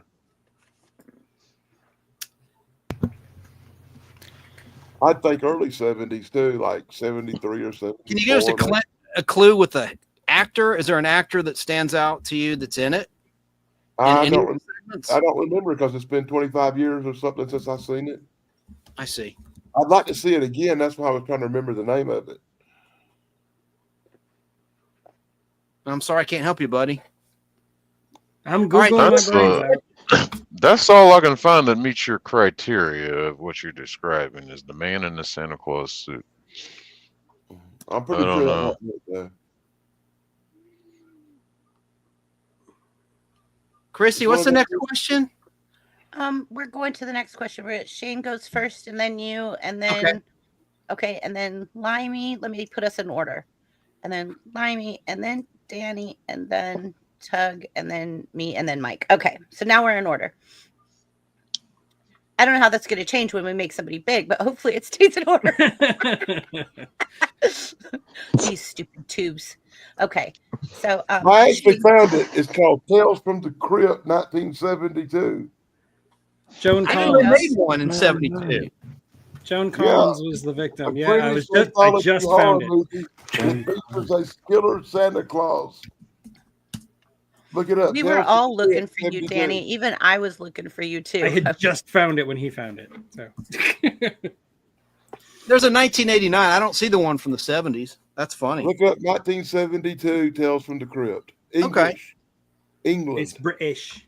I'm looking at the TV show. I know all about it. HBO. What? I'm disappointed in you, Limey, for not British. answering my question. British. You didn't know, Limey? No. But it's. Don't you know everything British? Like everything at all? Yeah. No, I don't know a lot of things British. I can't pass the citizenship test, but don't tell anyone. There's a lot of questions about football, driving, neither of which I could care less about. Hey, and look, Tales from the Crypt. Oh, and a movie. few about the royal family, that, which yeah. again I couldn't care less about. but how could you not know, Danny, that Joan Collins is in it, Peter Cushing is in it, Roy I Douglas? couldn't remember because it's been 25 years. He's got a great. And how could I not know of it? I've never even heard of it. Yeah. I watched the HBO show and read the comic books. I did not even know. I feel like a dumbass here. Oh, all right. Now everybody's got to go watch that movie this year. Yeah, especially Joan Collins being in it and Peter Cushing. I love them. Video about it. Commissioner Simmons from Space 1999's in it. Roy Dotrice. All right. So it's Shane's turn, right? Mm-hmm. Supposed to be. I'm coming. What's going on? Okay, Shane's turn. Shane, boom. Hi. How are you? All right. Hello, me. It's me again. Hey, Twinsy. Do you prefer heartfelt, funny, or romantic holiday movies, and why? Neither. Heartfelt. Says the guy who says that his favorite Christmas movies are. That's not the question, is it? It is. Do you prefer heartfelt, funny, or romantic? So you're just gonna say action. Oh, okay, there it is. Hi, Funny. Natalie. No, funny, definitely funny. Give me a funny one all day. As we were talking about here a minute ago, National Lampoon's Christmas Vacation. The Home Alones. I'll definitely take funny. Heartfelt. I'm not a the romantic. Come on, not my cup of tea. Let's just say that. No. I'd rather see some comedy. I don't want to. Well, let's call them what they are: chick flicks. I don't want to watch a chick flick. No, give me comedy. Give me comedy all day long, man. Or action. Well, action wasn't on the list, even though all the ones I kind of pointed to are action. But Violent Night has some great humor in it because we got Santa Claus, who originated from the Vikings, and he the methods he uses to take out the bad Who's guys. seeing red one? Kind of funny. But yeah, definitely funny. It's just heartfelt. Like, I'm not a stickler for Christmas. It hasn't been Christmas hasn't been the same for me since 1994, and Why? Did I someone die just get in your by. life? Yeah, Why? my mom. I'm sorry. Yeah, I didn't want to bring it up, but that's Yeah, that just makes Christmas sense. isn't the same. So I just do what I do. Right, that I makes sense. typically like to stay home, watch Die Hard, whatever, just do stuff and be isolated on Christmas. Now, I don't care for it, but it's just, and the music, the noise, and as soon as Mariah Carey starts, it's like, oh no, it's time. Does anybody actually like that song? Like anybody? There's got I to be don't mind it. 17. There's got to be 17,000 versions of Sleigh Ride, which is, well, my second favorite Christmas song. Sadly enough, I only have two I really like: is Sleigh Ride and Carol of the Bells. Carol of the Bells done by an orchestra or a choir, done properly. I love it. And Sleigh Ride has a particular place. Trans-Siberian I'm Orchestra. kind of getting off topic right now. I'm just kind of ranting about why. Yeah, sorry. You're good. Chance, are you ready to go now on the third question? Yeah, I mean, Yeah, I'm done. Oh, Yeah. I guess I gotta finish that thought right quick. I did play Sleigh Ride, the entire percussion ensemble by myself once, in high school. I agree. For some reason, everybody, you do the pep rallies in high school or whatever, the Christmas rally before Christmas break, and everybody called out. Kids were, my whole percussion section, they were taking off school early just to go on vacation with the families, and my band director's like, he's like, you're going to be on your own back there. How do you want to do this? You want to try to teach other people how to play parts? I'm like, nah, I got this. So I set up our drum set that we use for jazz band, and I rigged up everything. The wood blocks, the whip crack, had a lot of stuff foot actuated. I rigged it up. I spent like a week setting this thing up. I was like, I got it. I played Sleigh Ride by myself. And it was wonderful. It went off without a hit. But anyway. You were I'm a tired percussionist. Oh man.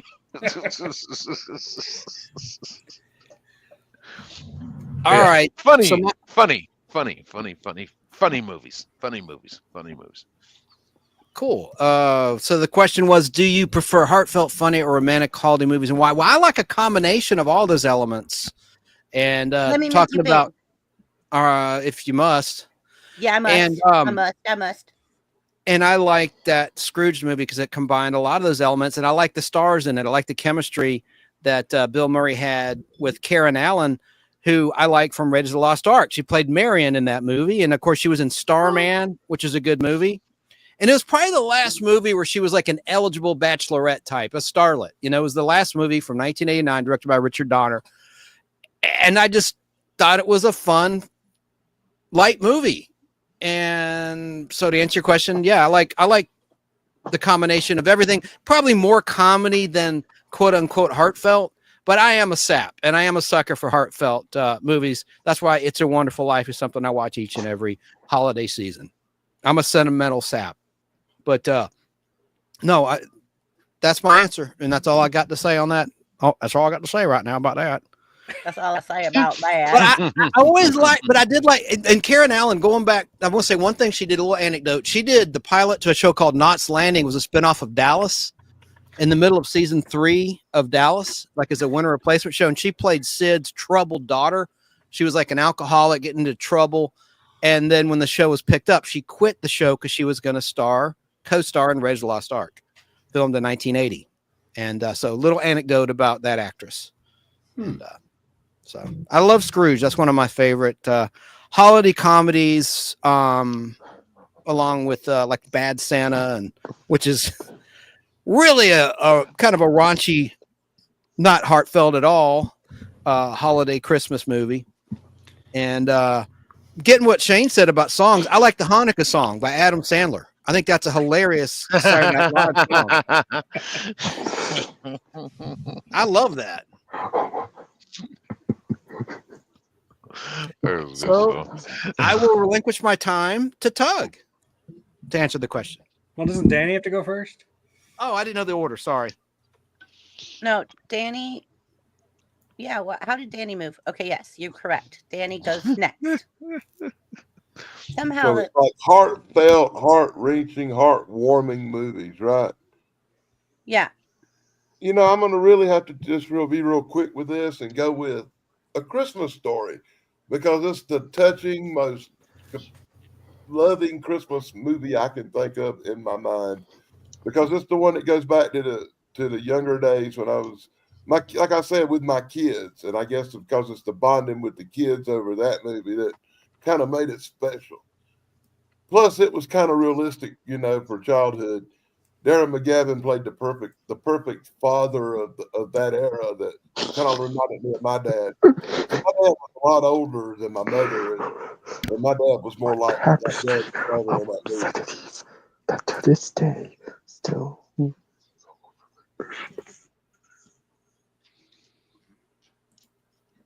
that's about all I got on that one, really, because that's the only one I can think of that like would be the heartstring movie. Right.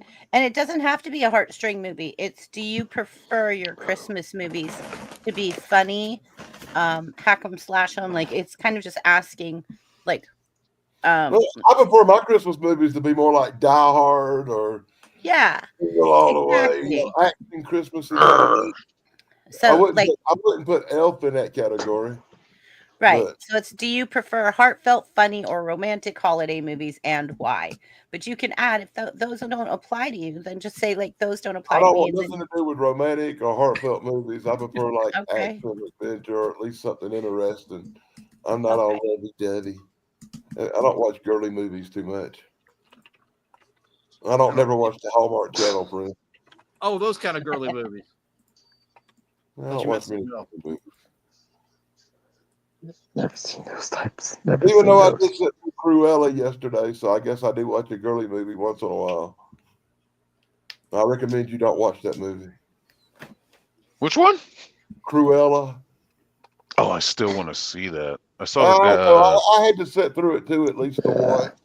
I regretted every minute of it. A friend of mine did a review on it, and it just, the way he was talking about it just sounded horrible, and I can't wait to watch it. Yeah. I will give credit where credit's due. The girl in it's pretty cool.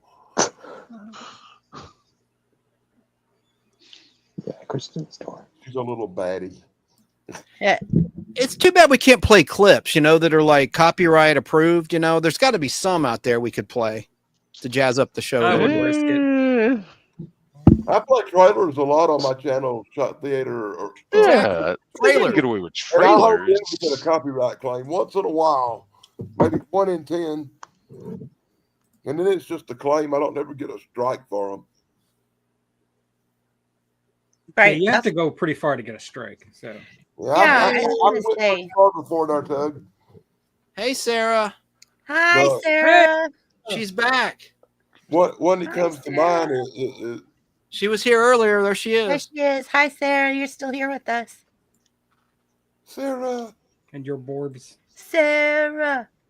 I did that Steve Railsback Space movie, and it got me a strike. Yeah, I agree. What's We your should play favorite? trailers maybe next week, but we'll have to talk to Chrissy and see what she thinks about it. Yeah, I don't know how it would affect us or like if it would be copyright strikes. Well, what I you just do is know. you tell me what you're going to play and let me run it through my channel. Correct. I was going to suggest being the guinea pig, but cool. If you're going to do it. Well, I got a channel anyway. You know, if I lost one, it wouldn't kill me because I got a few. He'll just play it through a channel that you don't have to worry about. Then we send him. I'll send you a list of like 5 Yeah, trailers. just send him to Danny and we'll test him, I guess. Beautiful. Yeah. This is something we should say in our pre-show meeting. Here I am on the air talking about It's something fine. for next week. Sorry. That's coming. It's coming. Open discussion is coming. All right, Tug. I'm gonna go ahead. No, Limey Oh, right, Limey. next. Limey. Green peas and ketchup. Yeah. Posh. Sorry, I didn't realise I was still on mute. I apologise. That's okay. Right, so I was just reviewing the question: heartfelt, funny, or romantic holiday movies? It would be heartfelt or funny, but probably funny, because like heartfelt is too easy to just go like too schmaltzy, too like saccharine, especially if it's tied to like Christmas and stuff like that. Yeah. It's a Wonderful Life I really like, but I think that's a bit, I don't know, there's just something about that film I really like. But yeah, funny. And again, it would go back to Gremlins because it is funny as well as like, you know, has other elements to it as well. But yeah, that I really like that. And just silly, like kids' Christmas films and stuff, I guess. Yeah. Can't think of any right now, but like, I don't really like Christmas, but like I love animation. So if it's animated and it's Christmas and it's, yeah, then I'll probably like it. So, but yeah, it would be heartfelt, but hard to do, and then funny because, you know, funny's funny regardless of what time of year, and it's supposed to be a happy time of year and everything, isn't it? So, yeah, and that's me done. That's it. Yeah. Okay, now it's Tug's turn, right? Yep. Okay, Tug. There you go, Tug. Okay, I mean, my answer is funny, but I want to speak up for romantic because there's a couple of really good Christmas movies that are romantic. Like, yeah, Love Actually is a great movie. I don't care what anybody else says. I have that on my list. I have it on my list. It's on my list. It's fantastic. It's extremely British. Look, Love Actually, right there. It's on my list. I like it because like the characters in Love Actually feel like real people. They don't feel like stereotypes. Like in a Christmas movie, it's really easy to turn all your characters into stereotypes and just oversap the sap. Yeah, overdo it. That's and I think true. Love Actually doesn't like, do that. They haven't got bad teeth, and yeah, so yeah, all in all, they're not wearing top hats. So yeah. But yeah, look, my honest answer though is still funny. I mean, I like a good funny Christmas movie, A Christmas Story. It's a little heartfelt, but it's mostly funny. And Jingle All the Way, which we mentioned earlier, Gremlins, Elf, movies like that, I think are more fun. Bad Santa. I've never actually seen Bad Santa, so. Yep, that's me. I'm done. Okay. I'm good. Okay. Mike. Then it's me and then Mike Harper. All right. I actually think like I like the romantic, but I don't want the oversap sap. Like you were saying, Tug, like don't oversap the sap. The tree's already got sap in it. Don't overtrap a sap the tree. like if it's too sappy, I'm just like, oh gag. But if it's like heartwarming one, like Love Actually is, like I said, is one that literally is on my list right there, as you can see. And I also like there's another one that I thought was it Kiss Kiss Bang Bang? Oh yeah, I love that one. That's yeah. Robert Downey Jr. and Val Kilmer. Yes. Yeah. So I thought that was a really good one too. Like the Kiss Kiss Bang Bang. I haven't thought about that movie in a while. Yeah, so right. And what's that like? Because I recognize the title, but I can't think.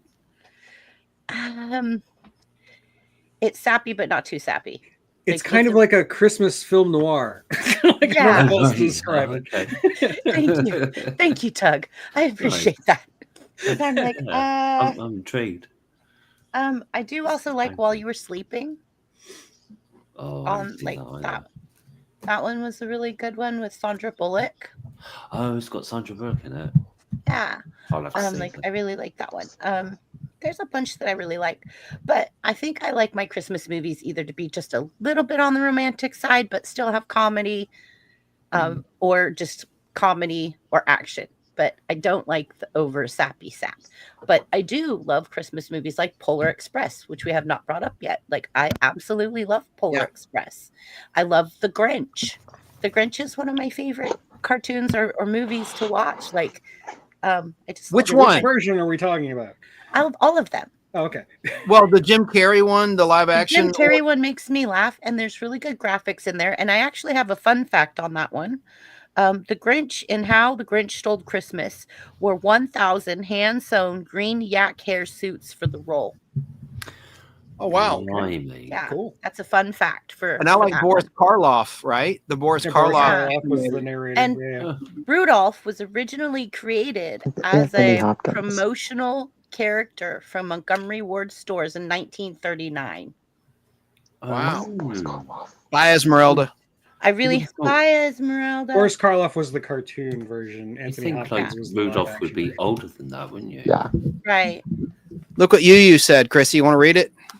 Almost anything but Elf. I can't stand that movie. Thanks, you and I are getting into a conversation. You on Monday. probably I think it's funny. Don't like Will Ferrell then. I like I'm- Elf, but I hate Will Ferrell. I can't stand Will I Ferrell. can't but stand do him either. like He's Elf. so unfunny, and I on set he was a total dick. Yeah. Oh, I'm sorry. He's a one-trick pony. Yeah, I agree with you. I can't stand Will Ferrell. He's rat eyes. He looks Ruined like Land of the Lost. beady little rat eyes. Yeah. The only Wow. movie I really liked him in was Talladega Nights and like Step Brothers, I think. Him and Oh, Seth like- Rogen. He That's the only ruined. one.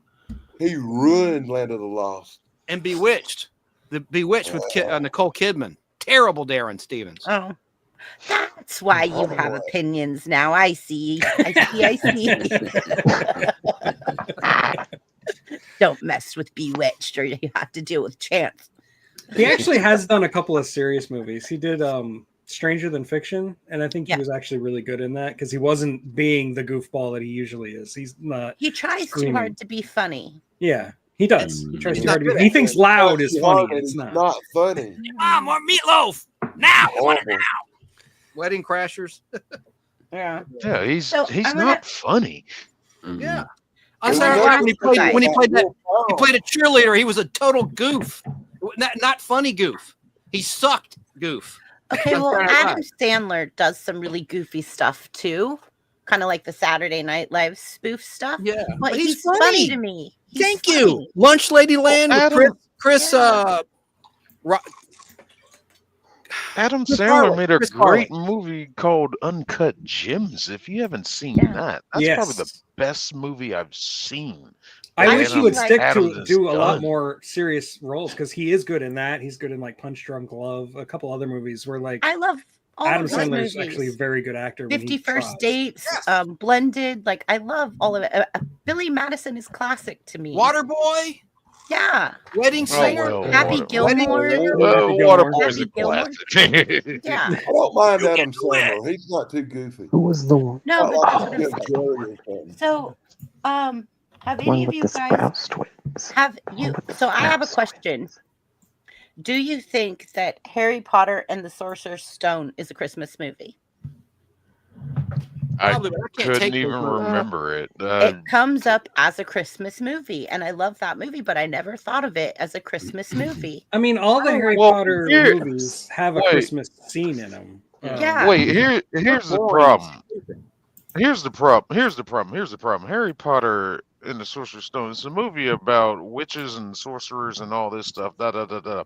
So you're telling me in this paganistic style of how do you say atrocity, you still believe in God and celebrating his birth? Maybe it's Yule. You I don't people are know. literally magic. I just know it comes God up goes under a out the window. Christmas movie, Twinsy. It comes up under a Christmas movie. Maybe it's Yule, No. okay? Thumbs down to Yeah. Harry Potter in every way. I like J.K. Rowling now. I'm just not for my generation. I know everyone's going to be against me on this. I don't care. I just don't like those movies. And even the John Williams music seemed watered down to me a little bit. The by that point Bishop's in his wife. career.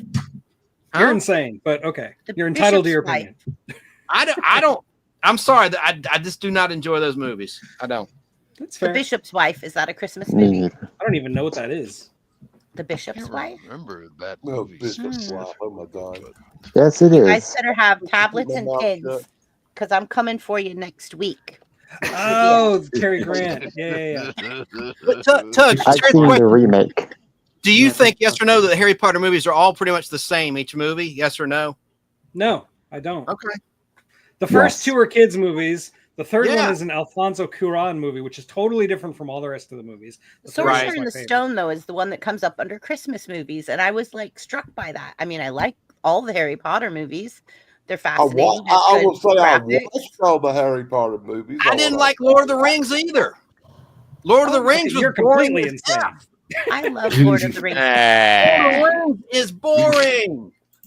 I too loved long. Never it. even seen those. Never even. I All like right, Lord you of guys, the we're Rings. gonna I let do Mike like Harper go. It's Mike I Harper's do like turn. Golem. I like Golem. I liked a lot of the Lord of the Rings movies, but I thought them Oh, hobbits had a little too close a relationship. Okay, Mike Harper. So it's your turn. Do you prefer heartfelt, funny, or romantic holiday movies, and why? Comedy. comedy. And why? Yeah, it's comedy for me. Yeah, but Guess why? I just like Christmas movies to be funny. Okay. So you like funny. Yeah. I mean, I've seen heartfelt Christmas movies and I've seen some romantic Christmas movies, but I just like comedy ones a lot better. What's your favorite Christmas movie, Harper?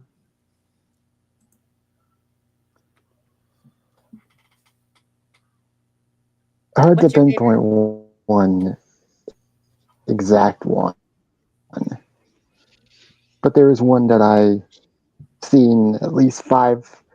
There's one I've seen at least 5 times that I would say is my favorite. Y'all may not have heard about it.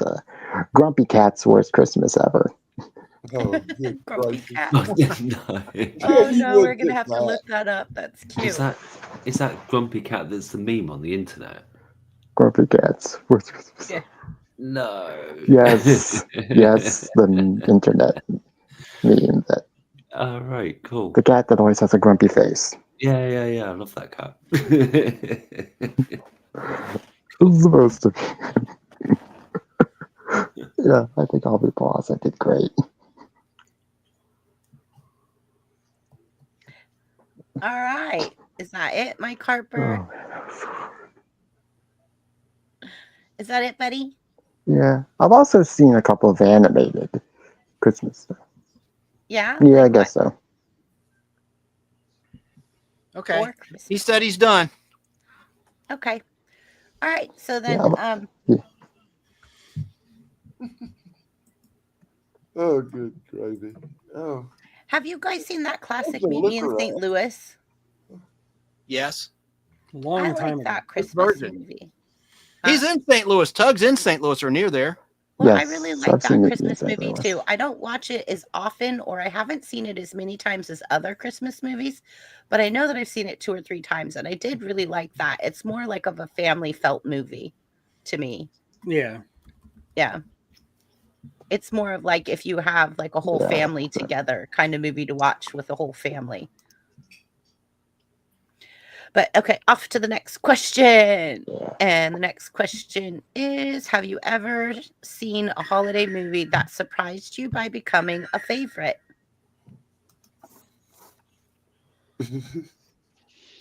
Shane goes first, right? Mm-hmm. Okay. Here we go in a row. Boom.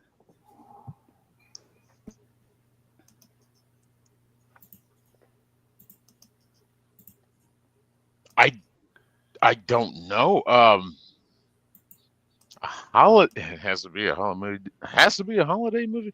A holiday movie that surprised me. I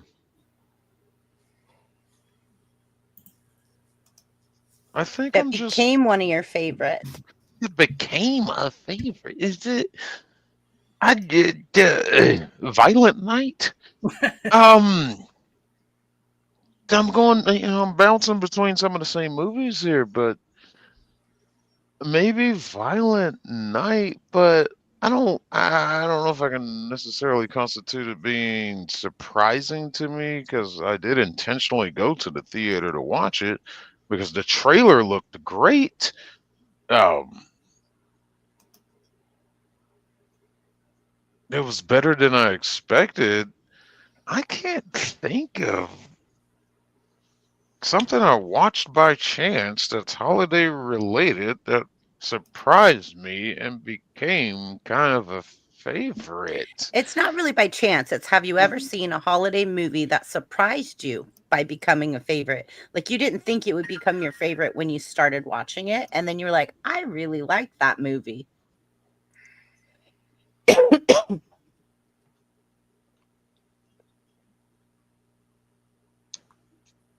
Violent Night.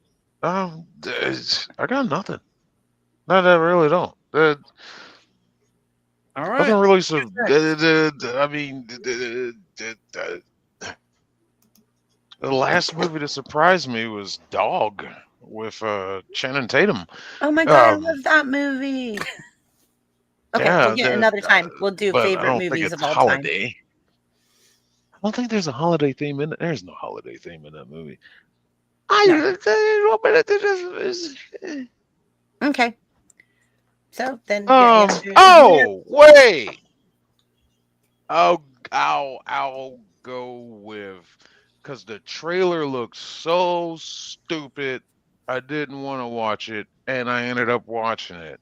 And Sinbad was the best part of the movie.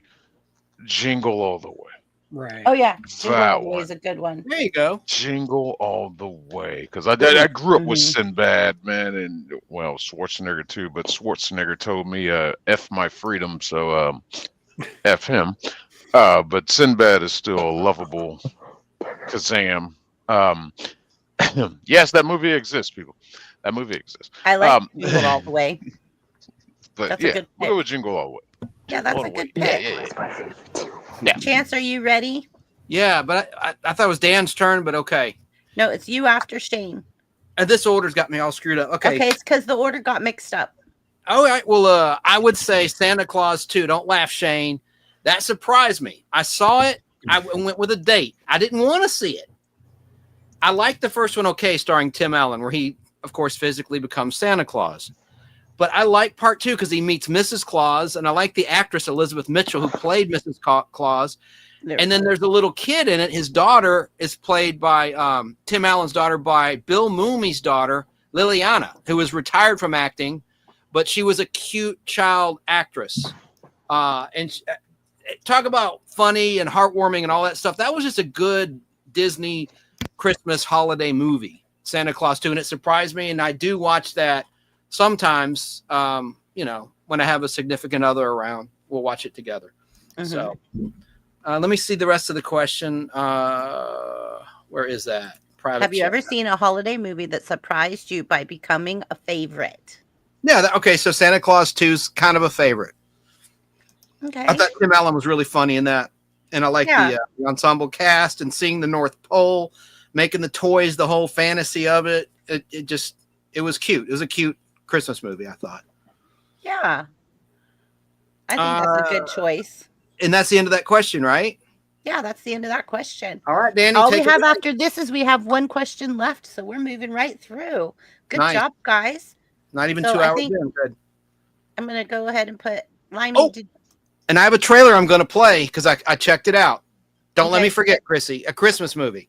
Okay. That Keeves has been dying, chomping at the bit to talk about in the chat. No one's brought it up yet.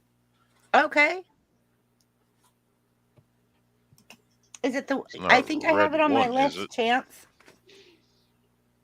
I can't read that. Let me make you big. Hold that up again. Let's see. Nope. But that's one of mine. Oh my God, you have one on the list. It's one of mine, and I can't believe I didn't mention it. Holiday Affair, 1947. That's one of my favorites.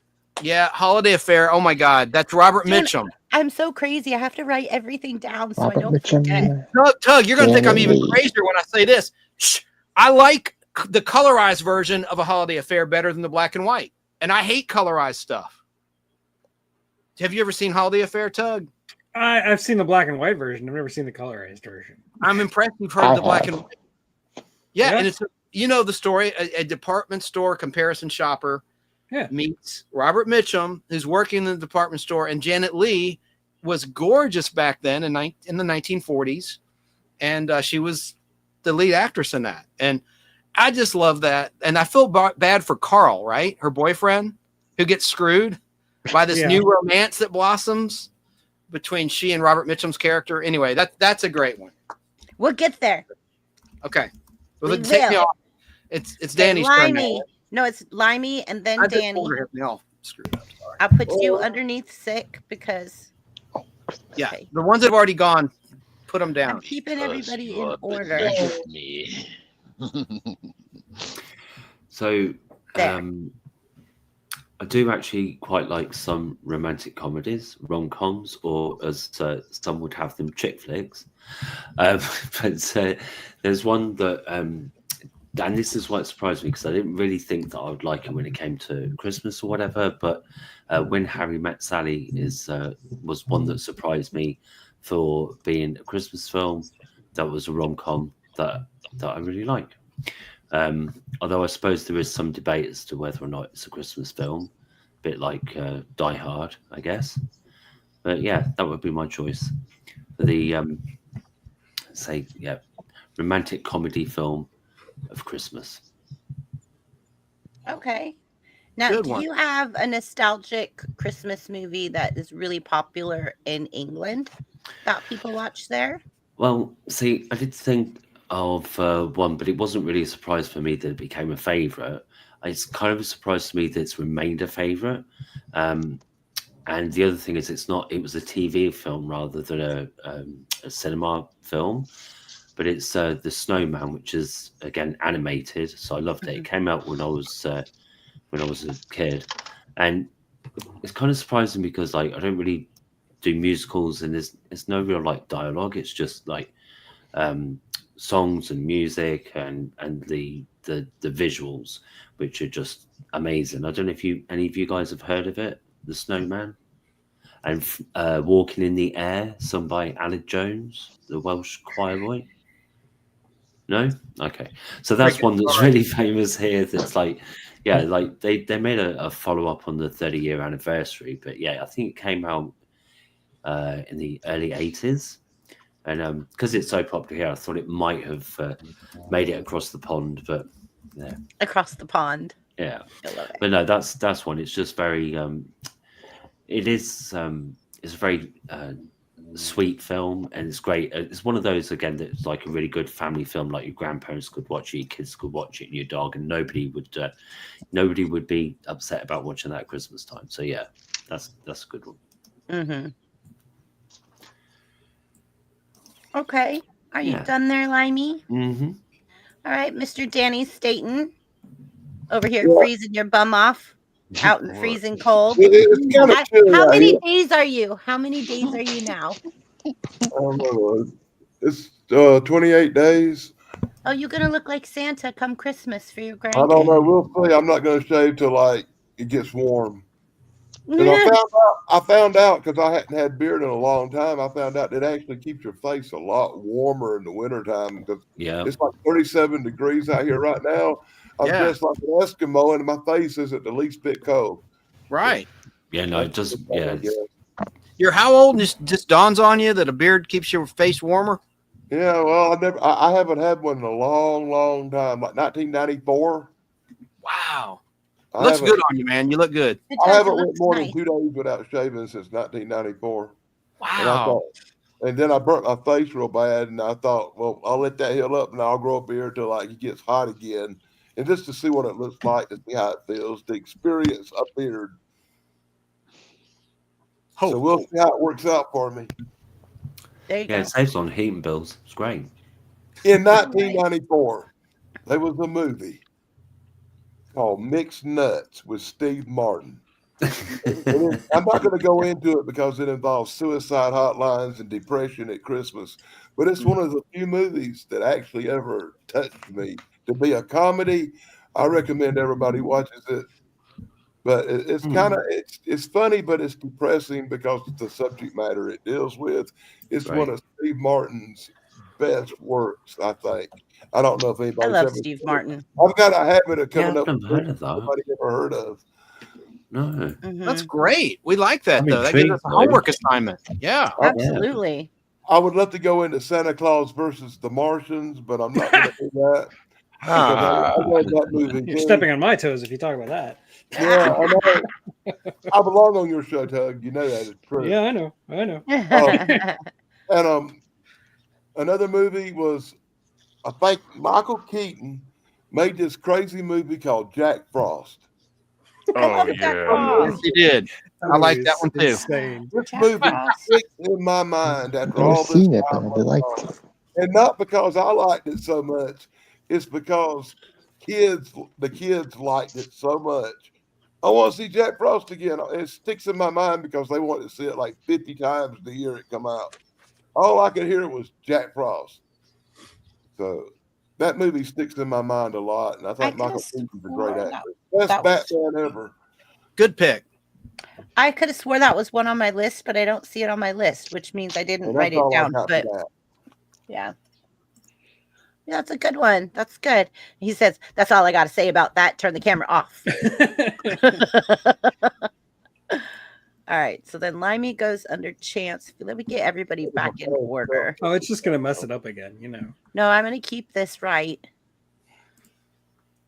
Hold on. Then me below Tug. And then, okay, Tug goes next. There. Okay. Now I got to do it all over again. A movie that surprised me. I'm gonna say the Jim Carrey version of when the Grinch Stole Christmas, because I put off seeing it for years because the animated one is the one I grew up with. Right. I couldn't imagine it being anything like that or even approaching it. I don't really like Jim Carrey as a comedian. I think he can act. He's done good acting, but I don't like him. He's kind of like Will Ferrell. He just thinks loud and obnoxious is funny, and it doesn't. And he really... does the same thing, over and over and over. Are and that doesn't work for me. Kidding me? No, I'm not kidding you. But like, then I saw the Grinch, the Jim Carrey version. It's actually really good, and Jim Carrey is actually good in it. He nailed it. He nailed that. Grinch. And I didn't want to like it. Yeah. I watched it wanting to not like it, and I wound up. Yeah, I own it now. We watch it every once in a while. Like it's a good. I like it. Yeah. It's not as good as the original animated version. I will always hold that special place in my heart. Right. But the Jim Carrey version surprised me by being way better than I expected it to be. He did nail that part to the T. I think. Yeah. He did a really good job. Casting. Perfect casting. Excellent casting. And Cindy Lou did really well too. Oh yeah. Yes, she did. She was adorable. So cute. She's still around, Tug? Is she acting still? I'd have to look it up. I don't remember the actress's name. I'll look it up. You can. Taylor Momsen.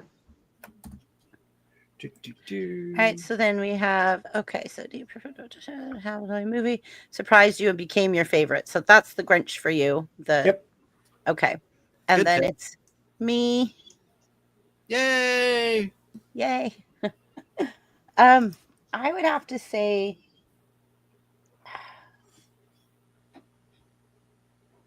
Jingle All the Way is probably one of the movies I didn't think I would like. Mm-hmm. And then when I actually watched it, I actually did care. Like, I liked it. It shocked me though, because I didn't think I would. And believe it or not, A Christmas Story. Like everybody would always rant and rave about the Christmas Story, and I'd see the leg lamp, and I'm like, what is that? And like then I'd always hear about the kid getting his tongue stuck to the pole, and I'm like, Ugliest what do lamp I want to ever. watch this movie for? And you'll shoot your eye out. Like people always made reference to it. So I finally sat down and watched it, and I loved it. But when I heard about it through all these people with like the leg lamp with the fishnet nylons, and I was just like, that doesn't sound like a good movie to me. And it looks cheap too. It looks cheaply produced.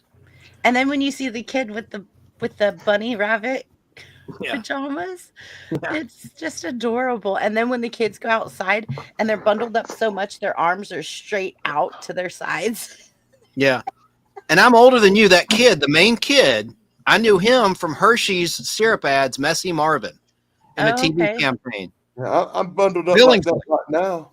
Michael Billingsley. Danny's like, I can't put my arms down. And oh, by the way, I'm wearing a Brainbender Banter hoodie. Oh, very cool. Very swish. Brainbender. Nice. Brainbender Banter. Hey. Look at And that. there's a number puzzle on the back. Oh, wait, let's see. Can you swivel I around? can try. Oh, no, don't worry about it. I don't want you to wreck your set. Oh, look, I see it. That's cool. Hey. That's cool. Nice. Yeah. Now, what does that retail for? I think they're 39 or 40 something. They're in the merch. Yeah, you can buy them in the merch, and they're heavy duty. They're actually really thick. And I saw you gifted some memberships too. That was nice of you. Or was that a YouTube automatic thing? Look at you. You look like Darth Sidious. Darth Christie. Initiate order 66. That's puzzle 66, not 666. 66. But this is my design. I created it. She's a princess. Leave her alone. I created this design. It's my design. It's all me. It's in my merch store. I also have some Christmas stuff in there and some really cute t-shirts. Makes a great gift. Yeah. Yeah, makes a great gift. It's really warm. I'm really surprised at how, and I've washed it already, and look at how nice it still looks. Like, yeah. Tug. If it's nice and warm, Dan could probably use it. I know, right? I'm gonna have to send Danny Staten one. Yeah. I could always use another layer. Another layer, right? But yeah, I would have to say a Christmas movie would be the one that I didn't think I would like, that I ended up liking. So that one surprised me. Just because I used to freak out thinking like, what do you mean a kid stuck his tongue on a pole and got stuck? But when you watch the movie, it's really funny. I grew up in Florida. I didn't quite understand it. Oh, okay. Yeah.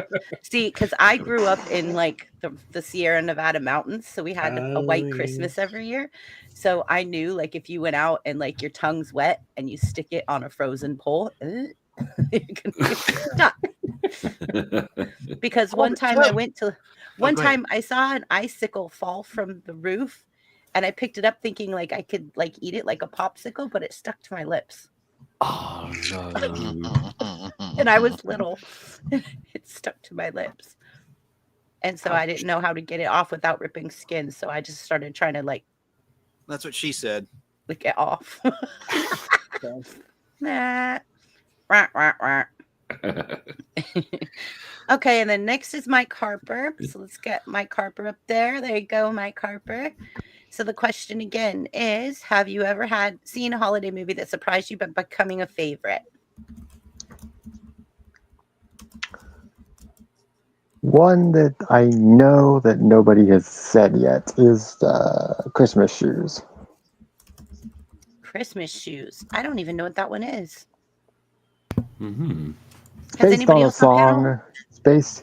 It's based on a song by Newsboys. Okay, we'll have to look it up.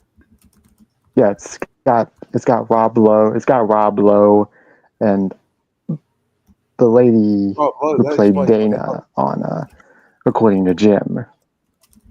Okay. I don't remember her name. Was that like in the 80s or early 2000s? Early 2000s. Okay. Early 2000s. I'll have to look that up. Yeah, it's about a. Sounds really interesting. about- Christmas yeah. shoot. Good one, Mike Harper. Thank you. I got it. Yeah. Yeah, I All got right. it at home right here. That's a nice one, man. Nice. Give us homework there. Christmas shoes. Nice. Yeah. Yeah, Never even heard of it. Yeah. yeah, We're all intrigued. yeah. Are we going to ask the question? I'll be what's right the back. worst Christmas movie we Okay. ever saw? What was that? I said, are we going to ask the question, what is the worst Christmas movie we ever saw? Next week. That's Mhm. next week's stuff. I got to save that crap to next week. Oh, my God. I got a piece of crap for you, too. Hey, look what That's Tug run. did. Go ahead. Yeah, she's also a St. Louis native, by the way. Tug, how did you wind up from Florida to St. Louis? Did your dad transfer? Your mom transfer? Or how'd you wind up? Well, it's actually a long story, but I moved We got to plenty of Maryland to be We're with gonna- my wife because we met in college in Florida at the University of Florida, and then she moved up to Maryland for her job. So I moved up there with her, and then we wound up moving to Pennsylvania. We moved back to Florida for a year, and then we came here to St. Louis for her job. So yeah, that's how I wound up here. Cool. Tug, that's really good information. Thank you. Yes. Yeah. I love those kind of fun facts. Look Like, what he put, yeah, what he put on the screen. He commented, he Yeah. answered what I was talking about Cindy Lou, the actress. yeah. Yeah, her name is Taylor Momsen, apparently. Thank you. I couldn't Okay. remember her name. I like a couple of their songs as well. I just know her Pretty Cindy Reckless. Lou. I didn't know that. I mean, I'd heard of the Pretty Reckless. I had no idea it was the same person. Like, No. no way, no That's really connection cool. in my brain whatsoever. It's funny when a person plays a certain character, how you know them by the reference of their name as the character, but not Yeah. by their real name. Right. Like it's just funny because I It's always say Cindy Lou Who, right? Yeah, Cindy Lou Right. Who. Yeah. Mike Harper, do you have it now?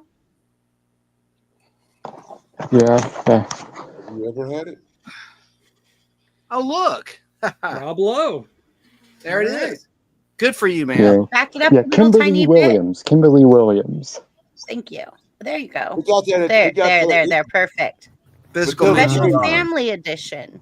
Tell the truth, Michael. You got that at the 50 Yeah. cent bin at Goodwill, didn't you? It Hey, doesn't there are matter good if it's a movies in good the 50 movie. cent bin. I'm telling No, you. Yeah. I've had this for a while, but I didn't get it myself. Okay. Well, I think that was good. Thank you, Mike Harper, Yeah, for awesome. showing us that. That's That so was cool. You have awesome. a physical copy of your favorite movie.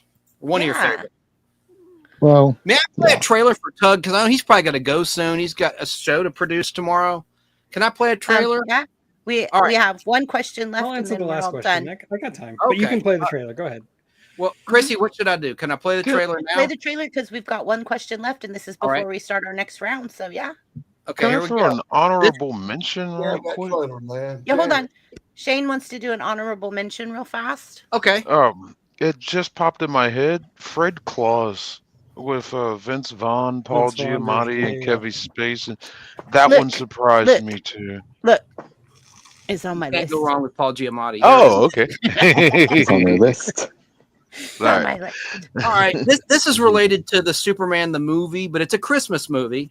The producers of the Chris Reeve movies, the Salkinds, did a Christmas movie that our friend who you had a nice scroll for had mentioned in the chat. And I'm going to play the trailer. It's just 2 minutes long. Oh, should I start that scroll again real quick? Yeah. Well, not during the trailer. Okay, Well, yeah. the trailer probably override it anyway. But that is our friend Keebs. She picked this in the chat as one of her favorites. I think this movie's just okay because I think it tries a little too hard. Let's just watch and judge for ourselves here. This is Santa Claus, the movie from 1985. The prophecy has come to pass that there would come to us a chosen one, and that he himself would be an artisan and a skilled maker of toys. From this day on, now and forever, you will bring our gifts to all the children in all the world.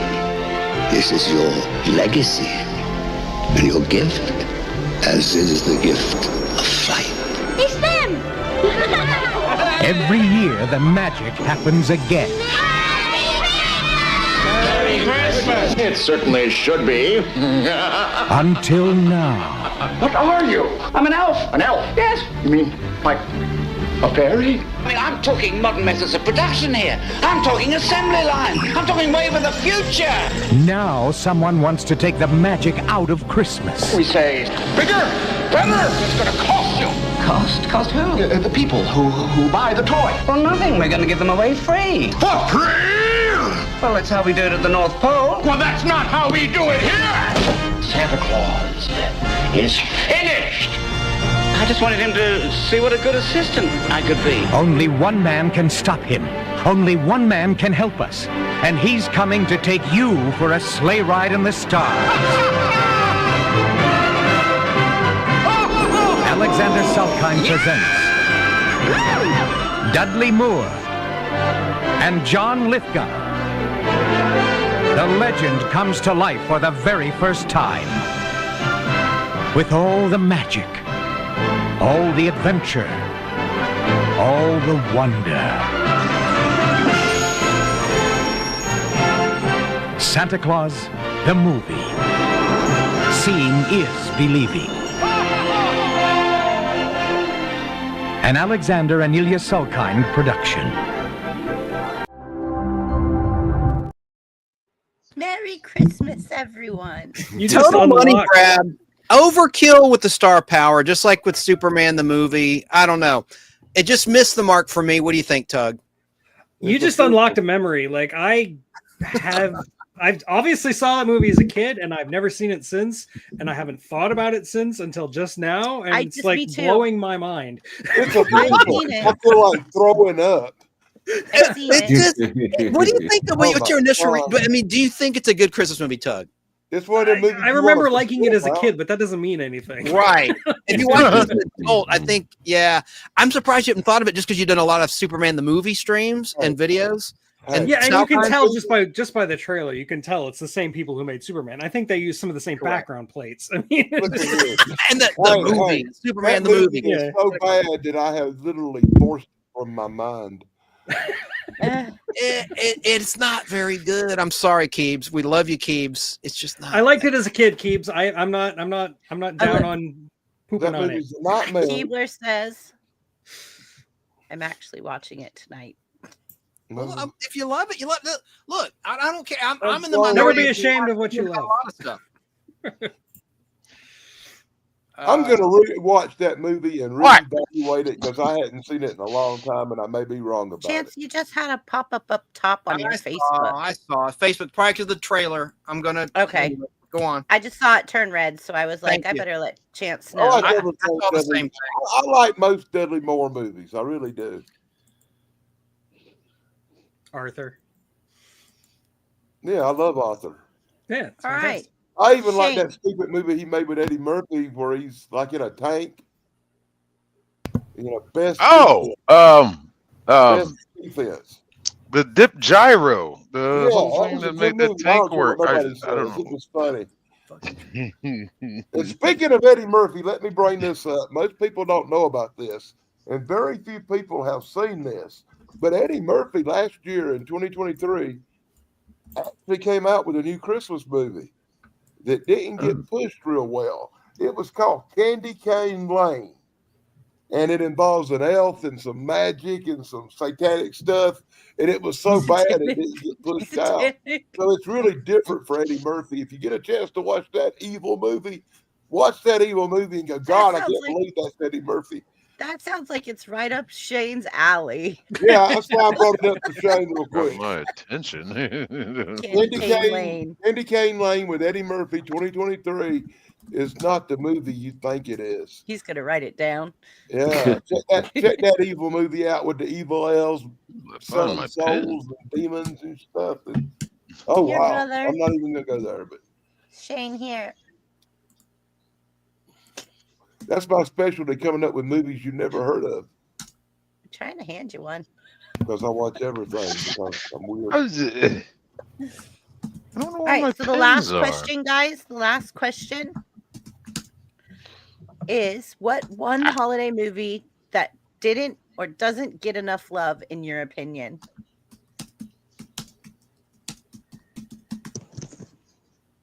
Most of them don't deserve any. Well, I mean, Home Alone was the highest gross grossing Christmas movie in for 30 years straight since it's come out. For a while there, it was like in the top 5 money making movies of all time. Yeah. The original script for Elf was much darker before it became a family classic we love. Yeah, it probably would have worked out better if they'd made it the other way and The not snow- kept Will Ferrell in it. The snow on It's a Wonderful Life was made from a mix of foamite and soap, creating a quieter and more realistic look on film. Mm. That's interesting. Yeah. And it has polluted the landfill for 40 years. All right, Yeah. so back to the question. Die Hard Part Back to the 2. question, please. Die Hard Part 2. Yeah. I mean, the movie's, well, I don't want to call it pretty solid, but it's in the sense of the premise, it from beginning to end addresses the fact that, yeah, it's Christmas. It was like, oh, we just kind of took the same thing and did it at an airport, but there's an extra chilling factor of what the movie is doing is how we're holding. We're not on the 30th floor holding a group of people hostage, but we're holding hundreds of people, hundreds of people hostage in the air. And that one group of pilots that was just like, you know what? We can't stay up here any longer. We're going in for it. And it's that tense moment of, oh, they're going to try to land. Like, man, we're just going to do it, man. And John McClane comes through at the last minute and destroys that other plane and creates the visual for the runway. And spoiler alert. Yeah, I can see the runway. I can see. They can all land. Yay! And they're all landing in debris and dead bodies. And it's just like, that is awesome. Guys, Morbid Christmas, I tell ya. but one sad part about that movie is John McClane should have died when he ejected out of the other airplane. Oh, yeah. You weren't high enough for that parachute to deploy. That was not and gonna you work, yeah. safely come down to the ground.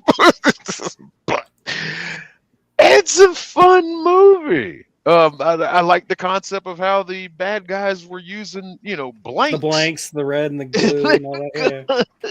And he just, when he's trying to show it to the head guy of airport police, he just throws him against the wall and just, and nobody shoots him. It's just like, blanks. They're using blanks. I'm going, oh.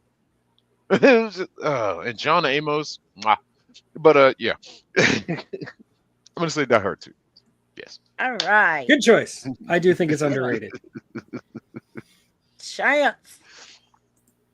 Oh man, I mean, I'll pass. I'll pass. What's the I'll one pass. holiday movie you don't think gets enough love?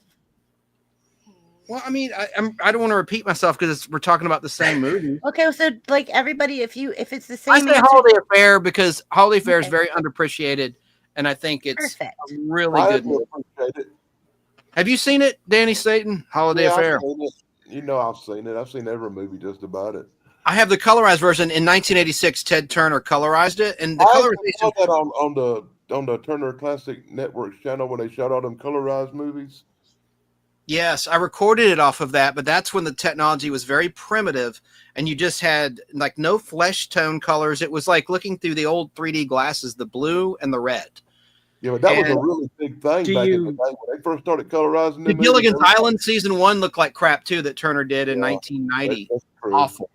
Do What you was know, that? Chance, I really what like the very colorized first movies. movie colorized was? I don't. I'd like to know. It's a Wonderful Life. Oh, that makes sense. And it's terrible in color. Like the colorized version is so bad. But dude, by the year 2000, they really did a great job with like season 1 of I Dream of Jeannie and season 1 and 2 of Bewitched. That looks really good. They used set Yeah. photos to match up the colors of the costumes and the They sets. put a lot more work into it. Yeah. Absolutely. And you know, these critics of colorization, and I'm not a big fan of colorization, don't get me wrong, but it's like, why don't you just turn down the color setting on your TV and then it's black and white again?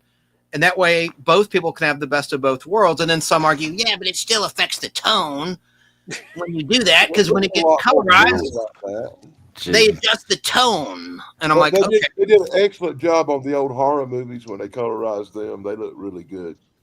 What year around did they do that? Do you know or not? 84, 85, I think. Really? That long ago? It looked good? They come out on VHS colorized as a special limited edition. I remember that. I'm not arguing with you. I'll need to revisit that because I didn't think they looked good at all based on my memory. But look good because they didn't send them in color for back then, you know, best you could get, they looked okay. The only one I can think of is Texas Chainsaw Massacre. What? That's not a Christmas movie. No, I was talking about colorized horror movies. That wasn't in black and white. That was that wasn't in black and white. There was a first one. There was like something that was like the original, like, you know, the where they were showing, like, it wasn't quite the movie yet. It was like they were showing the story about it, and it was all in black and white, and it was like the history of it, and then it was like the intro may have had some black and white footage. No, it was more like news broadcasts and all that kind of stuff, and yeah, I can see that, like at the beginning of the movie, maybe. Yeah. I see. So they colorized monitors that had black and white footage in the scene. Anyway, well, we're getting off track. Yeah. That's interesting. I'll have to research that, Chrissy. Thanks for bringing that up. I just remember seeing it in black and white originally, and then seeing it color years later, and going, "Wait a minute, wasn't that black and white, or is this a Mandela effect?" Like, I was like. Hey, and Keebler, I have seen Santa Claus the movie. That's the problem. I have seen it like recently as an adult, and I didn't care for it much. Sorry. Everybody's allowed to have their own opinions. We're allowed to be individuals. Hear about a lot of stuff. I know. I always get beat up to judge it because I like most Dudley Moore movies. Yeah. Arthur, of course. And did you like 10 with Bo Derek? I can't think of too many Dudley Moore. I can't think of too many Dudley Moore movies I didn't like. And I love Susan Anton, his woman, who was much taller than him, incidentally. Remember Susan Anton? Danny Staton? Oh, yeah. Yeah, that was an interesting couple. Yeah. I think he just remembers legs to knows how to use them.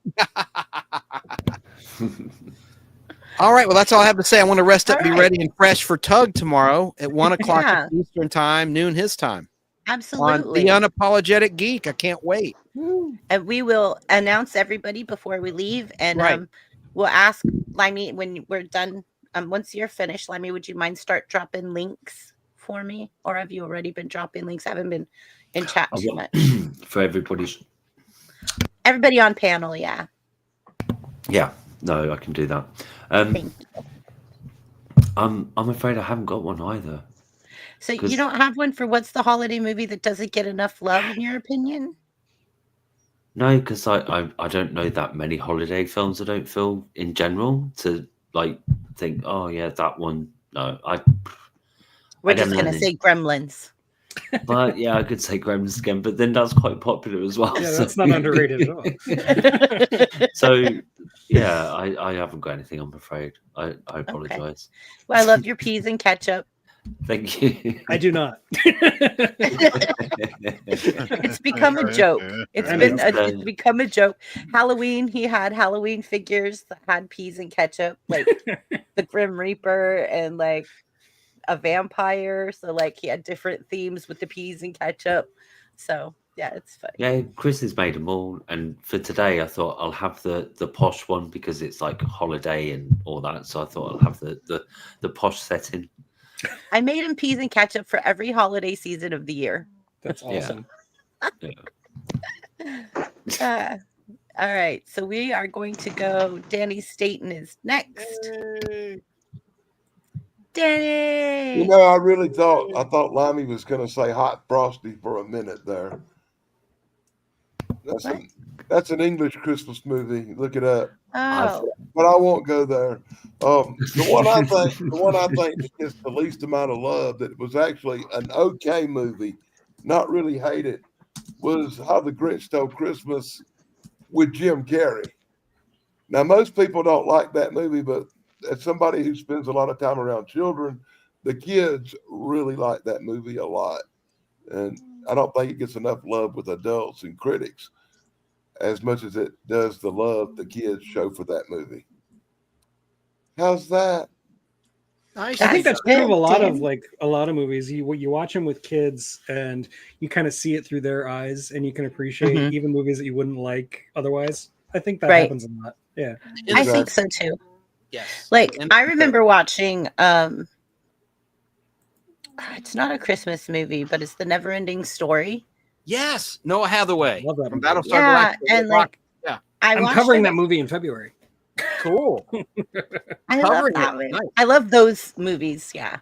But the Never I've Ending actually seen Story. the Never Ending Story a few times, so I'm familiar with Yeah, that. me too. It's Pretty kind of good like The Dark Crystal. It's just really, Or really good movie. the Lion, the Witch, and the Wardrobe. Yeah, exactly. Those kind of movies. Like movies I didn't think I Excalibur. would like. Yes, Excalibur's another good one, kind of underrated, but we're talking Christmas. But yeah, Right. But yeah, we I are saw, making I all saw a really cool Excalibur movie where they were on motorcycles once, and it was different. Okay. one of the movies Look I it up, watched it's as a a real kid movie. that used to give me nightmares was Tron. For some reason. I did not like MCP scare you? I went to sleep and I would just see like neon lights everywhere. Oh yeah. what about Blade Runner? I was not a big Tron fan. Did I you love see Blade Blade Wasn't a Runner? Tron fan. No, probably Oh, because it reminds me too much of Tron and I'm traumatized. I'm like, I didn't no. like Tron. I didn't like Traumatized. I hated the video game too. The Atari arcade games sucked, I thought. Yeah. It didn't live Danny? up to the movie. Yeah. Is that all, Dan? The movie I was talking about with Excalibur guys and motorcycles is called Night Riders from 1981. Okay, Night Riders. I think I somebody remember mentioned that Time on one of Rider. my live streams once. Night Riders from 1981. Tug, Okay. you've got to review if you can find it. Time Rider from 1982. It was like Back to the Future, but it was before Back to the Future. Where this guy goes into the Old West. It was like Back to the Future. Oh, I've On a never seen it, motorcycle. but I Really? recognize the cover. Yeah. Oh man, there's so many good character actors and crazy stuff. in Fred that movie. Ward. Nice. Fred Ward, correct. LQ Jones. Yep. Yeah, and I love the guy who played Frog on Best of the West, which you may not have heard of. That was Joel Higgins' show right before Silver Spoons. He was the dad on Silver Spoons. Yeah. But it lasted 1 year. It was a parody, a comedy, a sitcom, half-hour show about Westerns, Best of the West. And this guy, Frog, Tracy, his real name's Tracy, was in it. And he played a character in Time Rider, a funny character. Anyway, enough said. It's not a Christmas movie, so I'll shut the hell up. Yeah. I can say hell, can I? Probably not in Yeah. a Christmas show. Not a good idea, but okay. Say hell comes to broadcast. All right. So for some reason, every time Chance and I type in the StreamYard chat, we become each other. So all of our comments. I just said thank you to Wijamin and to Limey, and I'm like, why is it me and Chance saying it? I'm fixing Facebook right now. I fixed it. Yeah. It cut off the show on my Facebook feeds after the trailer, but I'm okay. fixing it right now. So whatever. I just saw it turn red, and I was like, Chance, you might want to check. I know. I saw it too. I saw the Okay. same thing you did, and I've All fixed right. it. Yeah, it Good. looks like We all yours got has each stopped other's as well, back. Christy. Huh? It looks like yours has stopped on Facebook as well. My fault because of the Mine trailer. looks like it's fine on Facebook, but I don't know. Oh, okay. Because I just tried to drop the link there and it didn't come up. So I Oh, will it might try. not. I will It's try just not again. showing on StreamYard like Chance's is. Well, it is on Facebook, but I did a dispute. I filed a dispute for that trailer. I said this is well, we can talk about it offline. People don't need to hear what I did, but I All right, fixed it. so give me a second. Let's see who we got. Tug and me and Mike Harper left, and then we'll give a quick open discussion, and then we'll say goodnight. So let me go. Dan, are you done, buddy? I would think so. Okay, just checking. Okay, so underrated Christmas movie. I'm gonna go with The Ref. Dennis Leary plays basically a burglar who's on the run. He's being chased by cops, and he just finds a random house, breaks in, and has to hide out there while the cops are looking for him. And it turns out he's broken into the most dysfunctional family you could imagine, and it's like Kevin Spacey and I can't remember her name. Judy Davis. and they're just like a horrible couple that like just hate each other. And it winds up Dennis Leary as the robber has them tied up and basically plays marriage counselor to them while he's waiting for the cops to leave. It's hysterically good. It is very, very funny. And it boggles my mind that more people don't know about this movie because I love it. It is one of my favorite Christmas movies, and it does not get enough love. Again, it's called The Ref. It's from like the early 90s. If you don't like Dennis Leary, you're not going to like it. But if you like Dennis Leary, I like Dennis Leary. I don't know, man. Kevin Spacey hasn't been getting much love lately. I like his a-hole song. Yeah. I could sing it to you, but I'm not going to. Me too, but that'll be on some other stream. Yeah. I'll meet you somewhere one day that we can sing it. Yes. But I'm a huge Dennis Leary fan. I even like some of the stuff he's done recently. Love Dennis Leary. Me. Average Joe with an average job. There it is. Suburban nightclub. I like football. Yep. Yeah, that song, man. Oh my God. Okay, we'll get off that subject now. Chrissy, I just realized UFO Man isn't here. Is he all right? Yeah, Tim? he has his sister in town. Oh, and some comments of people on my Facebook feed. Scrooge was James Enstall, who hosts Geek to Me Radio in St. Louis, Missouri on KTRS Sunday nights at 9 to 10, 1 hour show weekly, their times, Central and Mountain. He picked Scrooge, the 1970 version with Albert Finney and Sir Alec Guinness. That's the one I talked about as well. It's one of my favorites. Yeah. And then Miracle on 34th Street, the 1947 version, said Joe Gutfeld in New York State. He was watching on my Facebook live stream. And my go-to is any Christmas Carol movie, said Jim Von Spiegel in Ohio. Yeah, I love Christmas Carol movies. Yeah, absolutely. The one with George C. Scott is the one I grew up with. The best Christmas Carol movie has Patrick Stewart in it. Yeah, that's a good one. From Scrooged. Mm-hmm. It was 1999, I think, that was released on TNT, the cable channel. Scrooged was Christmas a good one too. Yeah. Scrooged, yeah. Well, yeah, that we took one by Richard Donner. Yeah, I picked that one too. And are you done there, Tug? Yeah, I'm done. Just The Ref. If you haven't seen it, you should see it. I love it. Okay, The Ref. I'm going to write that down so I can. The Ref. If you come back next week, I'll let you know. I'll watch it. Yeah, you should. Especially if you like Dennis Leary. It'll be the same link for next week. Okay. Yeah, I've got the same StreamYard thing. So yeah, I know how it works. All right. Let's see. Give me a second. And I think I think The Family Stone would be mine. I don't think The Family Stone gets enough credit for being like a good Christmas movie. Like, I guess it didn't get a lot of hype like early on, I guess. So like, I don't think, but I think The Family Stone is a good Christmas movie. My wife dragged me to it and I didn't hate it. So I haven't seen that. Is that about a family that gets stoned? No. It would have been more fun. No, no.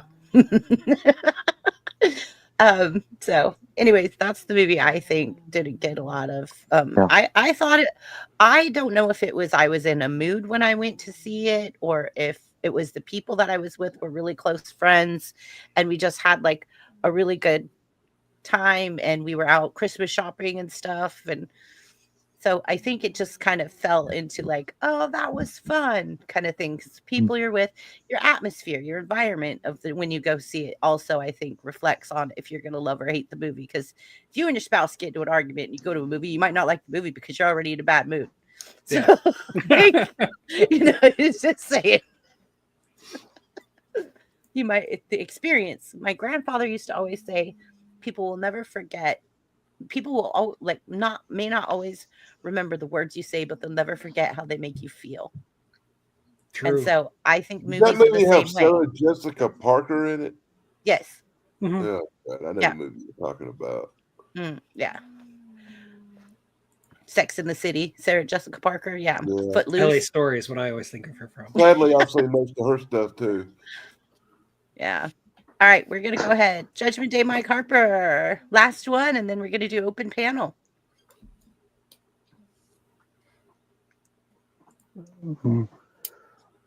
One that I've seen is Mrs. Santa Claus. Mrs. Santa Claus. Yeah, Angela Lansbury. Okay. Oh, yeah. Yeah, it's one of my sister's favorites. All right. And so, what was it about that movie that you think didn't get enough hype or get enough exposure as a Christmas movie?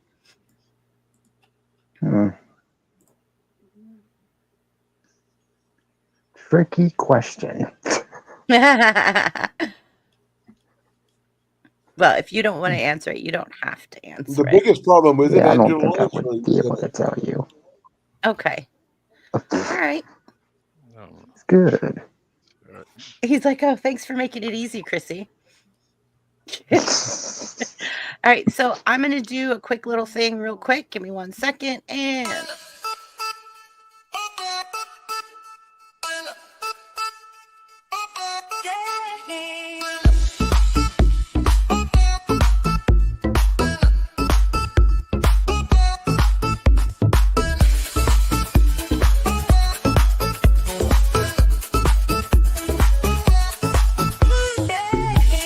Twist and turn, sofa clues. Bring back this banter, you can't lose. Puzzles, riddles, facts to see. Come join the fun, set your mind free.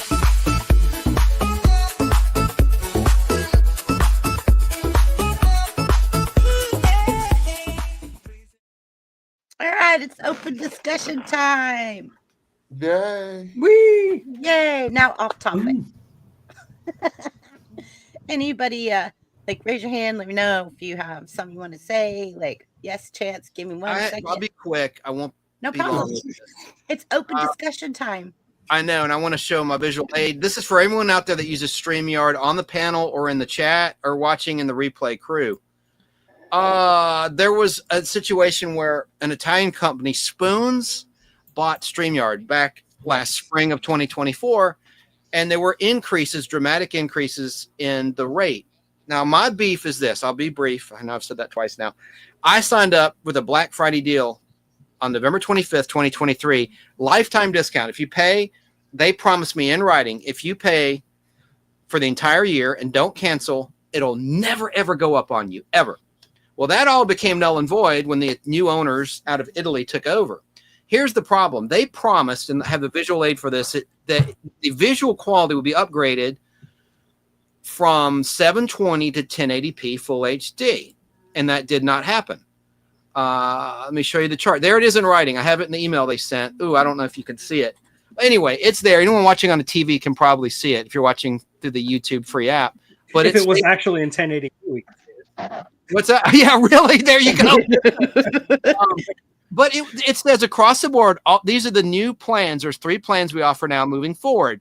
And in each of them, it says new. The stuff highlighted in green are new features, including 1080p. Well, I renewed, and they charged my credit card. No problem. And it did go up. They did give me a discount, but it was the discount based on the increased rate. So they gave me the equivalent of what the previous owners did, but it's kind of sneaky what they did. I guess legally they can get away with it. But not to have 1080p, that's a real problem for me. And you used to be able to get someone on the phone when it was owned by the guys in England, the previous owners. Now there's no phone number. I'm trying to email them and say, all I want is a 1080p. I want to be full HD. What's the deal? And I look to see if it's something I have to manually do. But now Chrissy said, wait a minute, before I go live, I get an option to change to 1080 or 4K. Now 4K costs more. When I hit go live at the top, it gives me a box to choose. Yeah. So I don't know. I'm going to write them. Maybe they haven't upgraded me yet, and they're going in order because they're a huge operation. Maybe they just haven't done it yet. But it just maybe kind of they're rolling it out slowly. Yeah. Yeah. There you go. Maybe that's the case. But I'm kind of ticked off about that. Do like a test run, like live stream. When you hit live stream up in the top right hand side of your screen, it will drop down to where it says, "Are you sure you want to go live?" At the very top, you'll see a drop down that you can select 1080p or whatever there. I didn't see that, but I'll look for that again in case I overlooked it. So thanks for mentioning that. It also asks you when you're setting it up and you're putting in the title and the description what you want it to be in. So there's really, yeah. I swear I didn't see that, but because I'll you look asked again. that backstage. I don't think I've seen that either. When I hit go live and that dropped down, I thought, oh, there's another spot for Chance because you had already mentioned it before we hit the go live button. So when I hit that go live button and I saw that drop down, I'm like, remember to tell Chance. I wonder how many other people think y'all speaking Chinese, don't know what the heck y'all talking about. And then the other thing is, the other thing I want to say is we miss Sarah. There's Sarah. She had to go to a church function tonight. And there she is with her parrots. There's her buddies on her shoulders, and we found out a mutual YouTuber died of cancer. She texted me about that. George and Bosco was the YouTube channel, and it was a guy and his dog. And this man, sadly, she just told me the sad news. He passed away of cancer. So prayers to George and Sarah. Hopefully we'll be back next Saturday. Yeah. And happy holidays to everybody out there. Be safe, and I hope you had a great Thanksgiving. We're gonna we'll see you next week. Part 2 next week, but it's gonna be more of what you dislike. And I'm going to try to change up the questions so they're a little bit. There's some feedback, by the way. Somebody has a delay going on. Doesn't matter, but I hear it. But I hear it too. I was going to say also, I will be on Tugs. I know I mentioned this on Tugs, the Unapologetic Geek. I'll be a guest to his tomorrow talking about movie villains. Excited about that. And I want to thank Superman Homepage, which is a huge website. It's been around for almost 30 years. And I was a guest host on that for this week's show. And the finale of Superman and Lois is Monday night on the CW network. And I'm thinking it's possible maybe we'll get a teaser trailer to the new Superman movie at the end of that final episode. I don't know, but there's been no trailer released yet. And it's about time that we see a trailer, certainly during the Super Bowl, right, Tug? I'm sure there'll be a Super Bowl.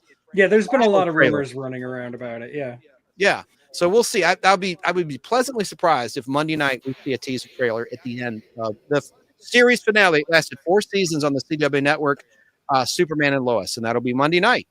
Oh, Keebler says to just remember when you choose bigger format, the buffers more for your viewers. So thanks. And then the other thing, last thing, I'm being real long here.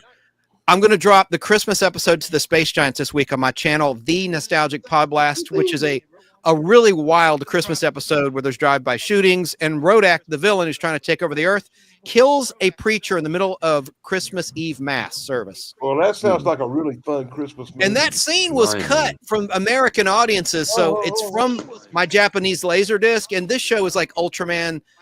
Younger people won't know what I'm talking about. Well, they'll know Power Rangers. It was the original Power Rangers and Transformers in one, this show. And it lasted 52 half-hour episodes. And it's live action as well, right? Correct. It's live action. And it debuted on July 4th, 1966 in Tokyo. Who's getting the feedback? It's not me. I'm not playing anything. Yeah, I'm hearing it. But it's not I'm hearing it, but I don't know who's doing it. I don't have anything. I don't have anything open either. Let me make sure my YouTube is not up. I don't think it is. Mute your mic. No. Is it echoing the stream itself? Or is it it was echoing bad. Yeah. It's not doing I don't it hear it anymore. It's gone. Oh, because Mike Harper left. I think it was Mike Harper, yeah. He had a problem all night, poor guy. Hey, and Chrissy, what about the featured channel of the week, Chrissy? When are we going to get back to that? Okay, so I do have one. It was actually last week. I didn't get to play it, so I'm going to play it this week if that's okay. Do you want to wait till this guy can be with us? That's your call. Because no, he'll watch the replay. I know him. All right. If I hold on. Here we go. Oh, stop, Danny. Maybe. We did play last time before Thanksgiving, the Thanksgiving one, right? Like the trailer, like. But since it's only a couple days after Thanksgiving, I'm going to go ahead and play it for everybody. All right. Gather round, it's that time of year. Family, food, and festive cheer. Chrissy's here to share and chat about Thanksgiving fun. Let's talk about that. Holiday traditions, tales to tell, from the pumpkin pie to the turkey smell. Family food and festivities, join the stream and make memories. From recipes passed down with care to stories around the table we all share. We're talking laughs and favorite bites for a cozy Thanksgiving night. Holiday traditions, tales to tell, from the pumpkin pie to the turkey smell. Family food and festivities, join the stream and make memories.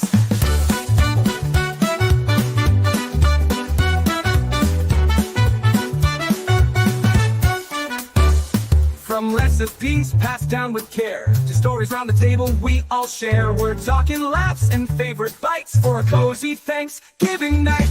Holiday traditions, tales to tell, from the pumpkin pie to the turkey smell. Family food and festivities, join the stream and make memories. Bring your stories, bring your cheer. We're giving thanks, so gather near. With Chrissy here, it's time to feast on holiday spirit, to say the least. So tune in, join the family vibe with Thanksgiving tales that come alive. I'll bring vendors banter, we'll celebrate the food, the love, it's gonna be great.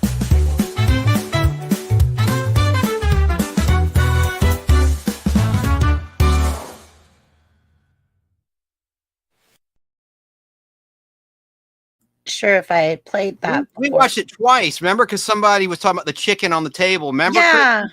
yeah. I like it. That's so catchy. I love that music. Thank you. I try to do all my own music, even if I do use Sunode, because I don't want the copyright strikes. But you were saying something to me on a text message about Sarah. I'll have to talk to Sarah about that. We'll not get into it now on stream, but yeah, we'll talk to Sarah about that. But give me 1 second to get where I need to be. Let's see. Do. You can take me off big because I'm done. If you want to. Yeah, let me feeling self-conscious. Yeah, he does that. Anybody else have? Okay, Tug, why don't you go ahead and tell us about your stream, your channel, when you're going to go live tomorrow, what it's going to be about, and that kind of stuff. Yeah, I'm just going to go live tomorrow at 1 o'clock Eastern, which is 10 o'clock Pacific, noon Central. And we're going to talk about sci-fi movie villains specifically. It's just going to be a conversation about our favorites. Like we did a part 1 with Sarah and Thrash last week, but this is a whole different panel, so we can repeat ourselves. It doesn't matter. Is that how that works? Yes. I'm trying out a new thing where I try to like have a rotating panel. So like I don't have the same people every week, and it's not like my group was getting too big, and I feel like our conversations are a lot better when it's just 3 or 4 of us. So that's what I've been trying to do. And this is the first time I've invited Chance. I've been meaning to invite him for months, and I keep forgetting to do it. So I finally remembered. Actually, I think it was today. So I invited him. So yeah, he'll be there. And yeah, my channel, it's just I do sci-fi movie reviews, especially classic movies, and it has to be at least 30 years old for me to cover it. It doesn't feel right to call anything from the 90s a classic, but I do occasionally cover 90s movies, but for the most part I stick to like the 50s and the 70s. My videos about 70s sci-fi always do amazing. Like, they're the ones that get me the most traffic. People still flock to my Soylent Green review, which I did years and years ago, and I'm embarrassed by it, but it's got like 100,000 views on it. Why are you embarrassed by it?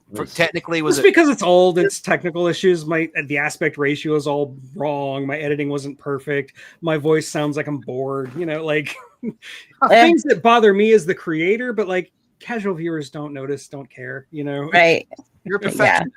Yeah. I am a perfectionist. Yeah, and I'm a writer. Me too. Like anything that I wrote over 5 years ago is embarrassing to me, even if it's great. Yeah. Same. You look back at it and you go, God, I really thought that was really good. Exactly. And it's just like I cringe. Cringe alert. Yeah, exactly. I know exactly how you feel. I looked at a video I made 4 years ago today. It was a Happy Days comic book thing.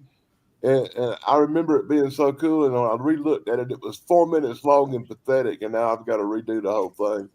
Right, Wajamin, that's how you grow. That's exactly correct. As my son's karate teacher sensei says we all start as a white belt. So like, you know, if you're not embarrassed by the things you created years and years ago, then you haven't grown, right? Right.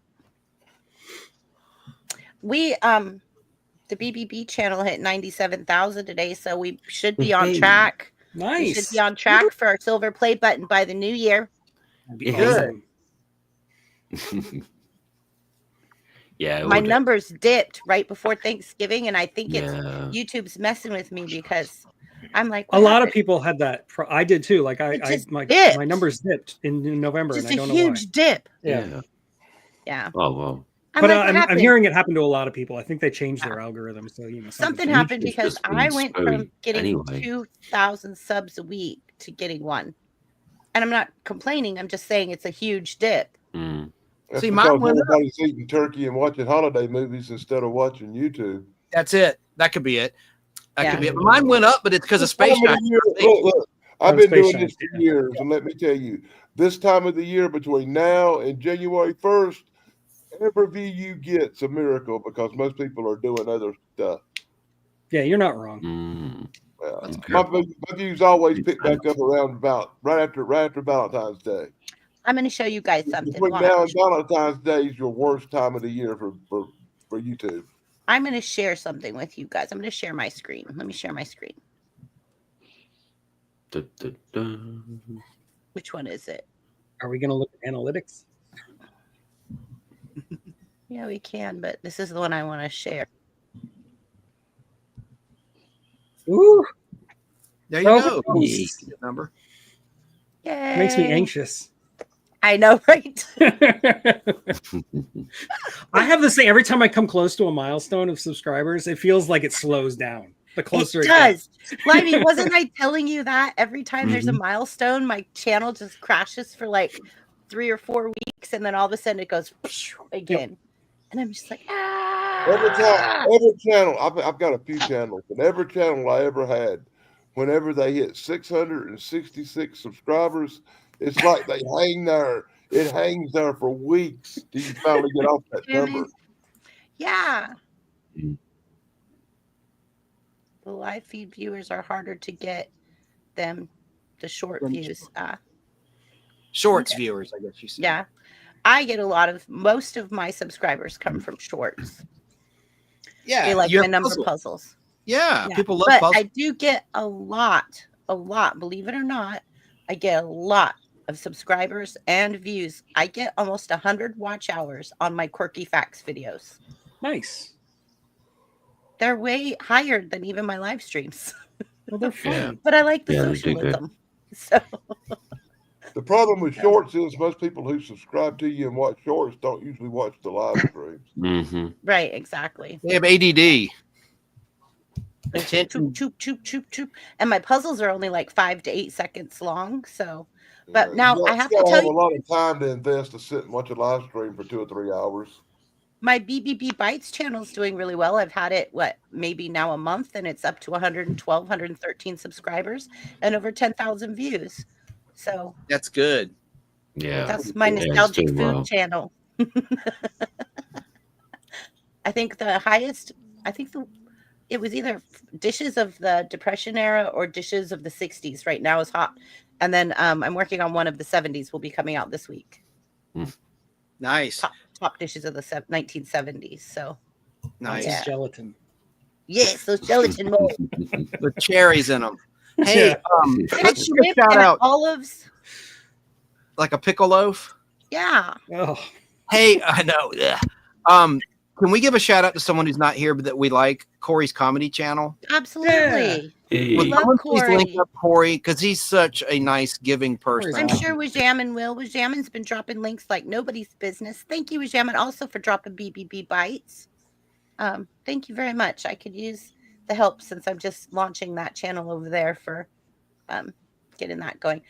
Sometimes I feel like I need a break from the content that I create here on this channel, and I want a break. And so having that other channel gives me something I can go create something different and go, okay, reset. Now go back to yeah. Because you have a full-time job that's actually like a full-time and a part-time job because you work a lot of hours. So it's amazing. do this at What all. all do you do on BBB Bites, by the way? What do I do on BBB Bites? Yeah. I do food videos. So it's like the top dishes of like top sandwiches in the 1970s, the Depression era foods, like meals from the Depression that people that survived still today, that are like potato soup, things that people are still eating today. Like then just those kind of videos. It's nostalgic food videos, basically. I'm going up through different comfort food and nostalgic food all in one. Nice. Yeah.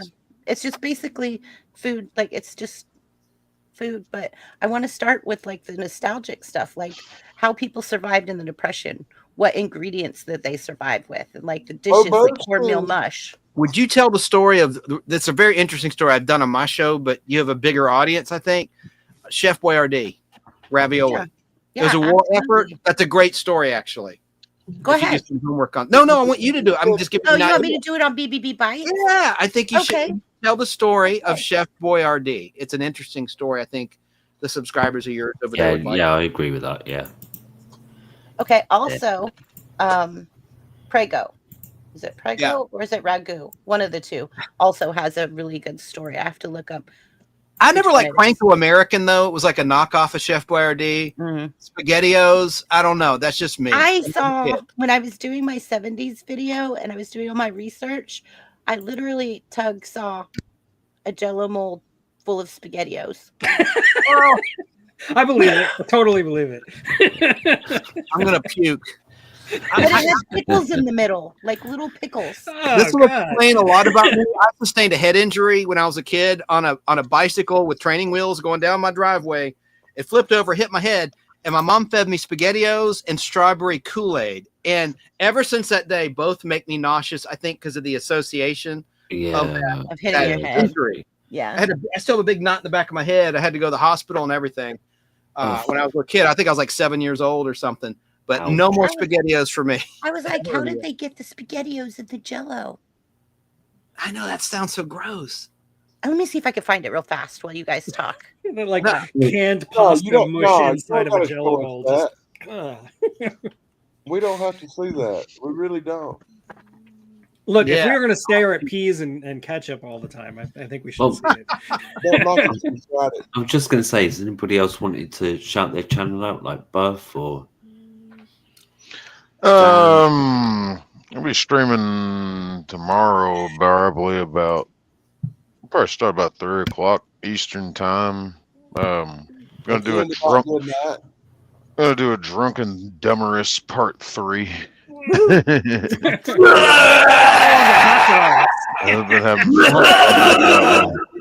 Oh God! Jesus. I was gonna talk Cobra Kai season 6 part 2, but I want to give more people time to watch it. So maybe next Sunday I'll finally get into my Cobra Kai review of that section of the season of what. Just put it down. Oh, people are watching it. I got 2 guys that I got 2 guys coming up that love the show, and we're gonna argue and debate about it. And of course, I can't stand it anymore. Yeah. I mean, the first 3 seasons, okay. Now it's just gone on too long. It's jumped the bonsai tree for sure. It went on too long after the 3rd episode. They film in Atlanta too. You know that, Shane, right? They're jumping the shark just left and right, left and right, left and right. It's like enough of this crap. And the whole Sakatazakete, whatever tournament they're in now, it makes absolutely no sense. Noni. Rule structure. Man, I made it to season 2. It makes no sense. And Ralph Macchio's damn 65 or something. Ralph Macchio is in his 60s. He's too old. Ralph Macchio is older than Terry Silver.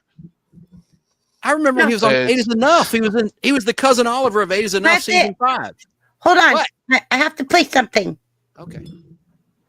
Hold on. There.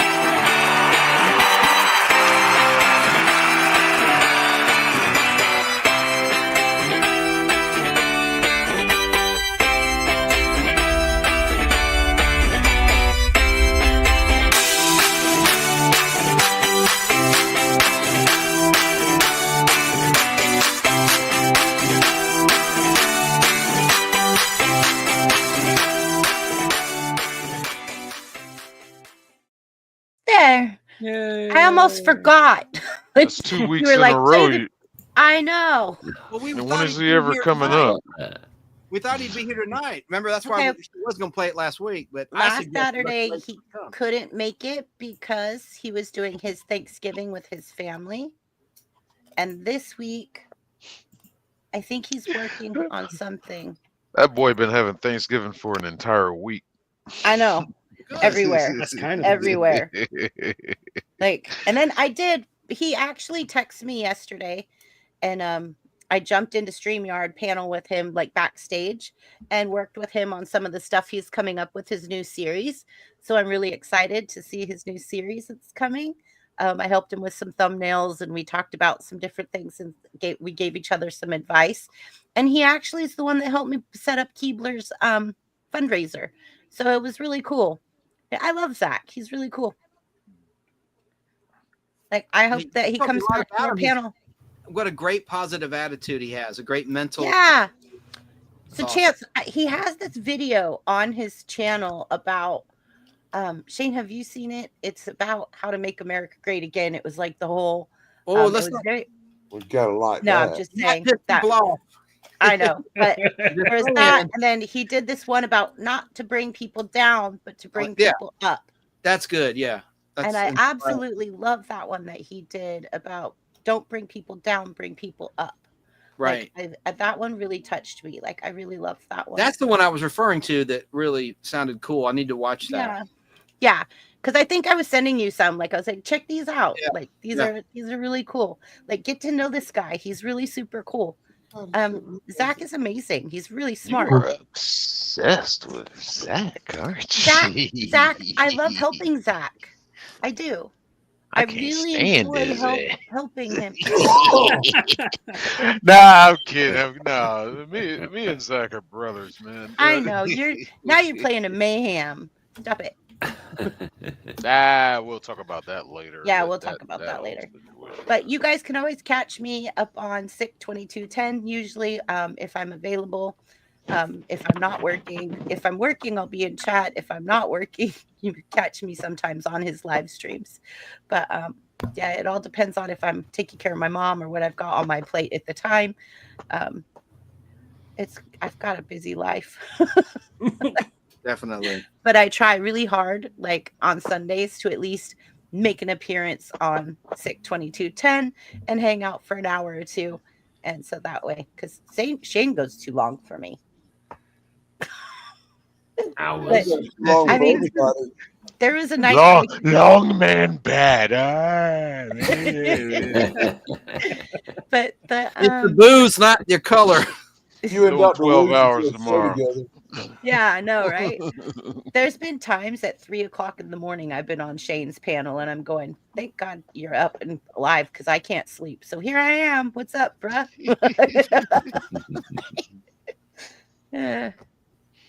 But yeah, I always have a good time over at SICK 2210. Like, I love it. I love being on his panel.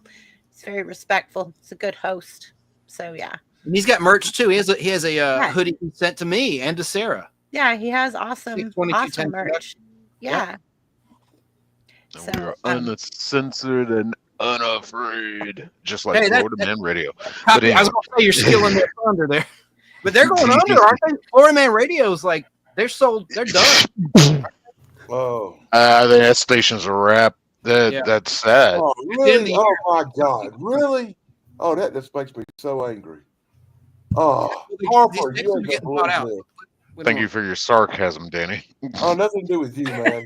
Hey, Harper, I just got a text from Matt. That Roy, he picked the mystery prize just because he knew I wanted it. He's mad about the Puerto Rico Pirates video I did about him.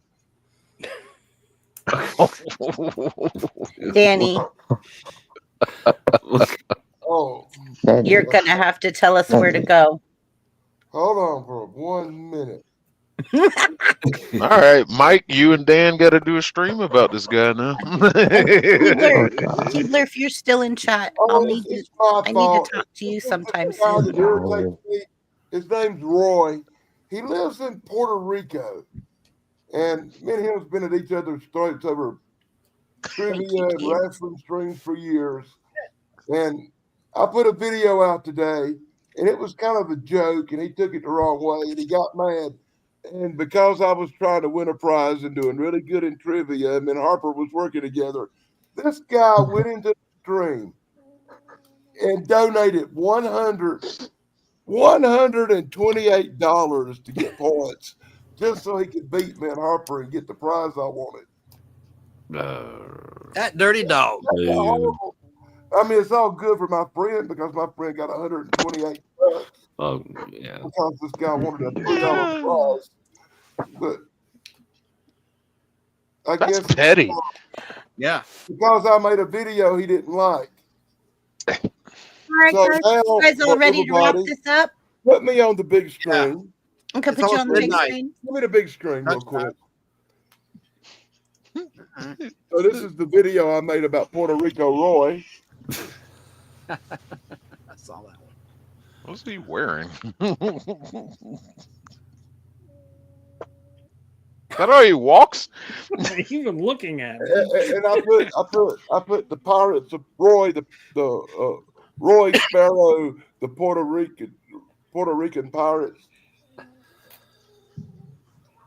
And he got all upset about it and took vengeance by getting my prize. I mean, thanks, kids.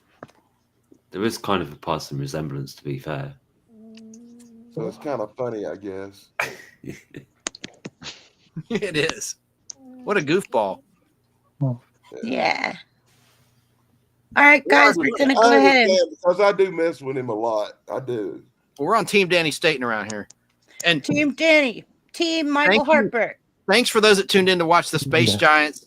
It's public domain, so I have all 52 episodes. I'm going to remaster them digitally so they have a little bit better visual quality, but right now they are what they are. The most English out there and the most footage you'll ever see of that show. Mm-hmm. For the geeks out there. I highly recommend. Thank you. Have you seen it for the first time or have you seen it before, Tug? This is the first time for me. Yeah. Cool. Watching It's on your pretty channel. damn good. And you can see, I think, where Lucas might have been watching, because it's been around since 1966. I've seen, you're going to see Gam get frozen. It's a lot like Han Solo getting frozen. You'll Yep. see. All right. That's all I had to say. Sorry. Yeah. No problem. Mike and the Hog. Hog go Mike. for it. Mike Hog. It's like Han So, Solo get frozen? Tug, is there anything else you'd like to announce for your channel, or will you join us next week for the part 2 of this episode? Would you mind? If you can. He froze. Tug. Oh, no. Oh, sorry. Yeah, I don't know. My I think internet he does is really weird on me. Yeah, I'll be here. I'll totally be here next week. Okay, cool. All right. I don't know what's going on. We were sitting there just like dude. We're like, Tug. It was like that scene in Weird Hold a Science with thrash. I don't know. the grandparents in the closet, if you know what I'm saying. But they open it up and the grandparents. Yeah. All right, everybody, let's say goodnight. Danny, since you're already up there, go ahead, say goodnight. All righty. Well, happy trails to everybody. Hey, if anybody wants to check out my channel called DJ Wrestling, I am 3 subscribers from hitting 1,000. DJ Wrestling? nice. Maybe a little bit. DJ Wrestling? Somebody drop Wrestling. that link. Yeah.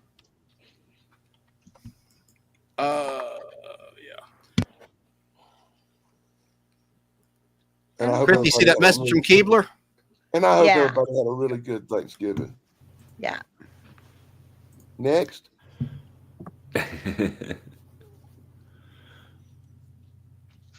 All right. Sick.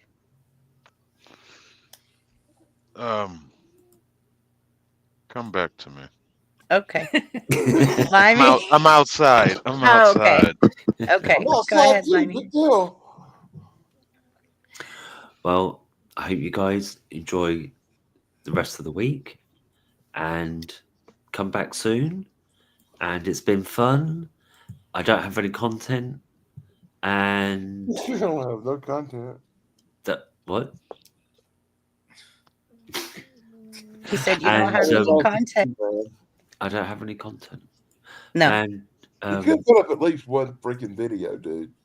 I could, but I'm short about I some have pizza I have ketchup. no idea what to upload. I have an empty head. I'm not sure what to do.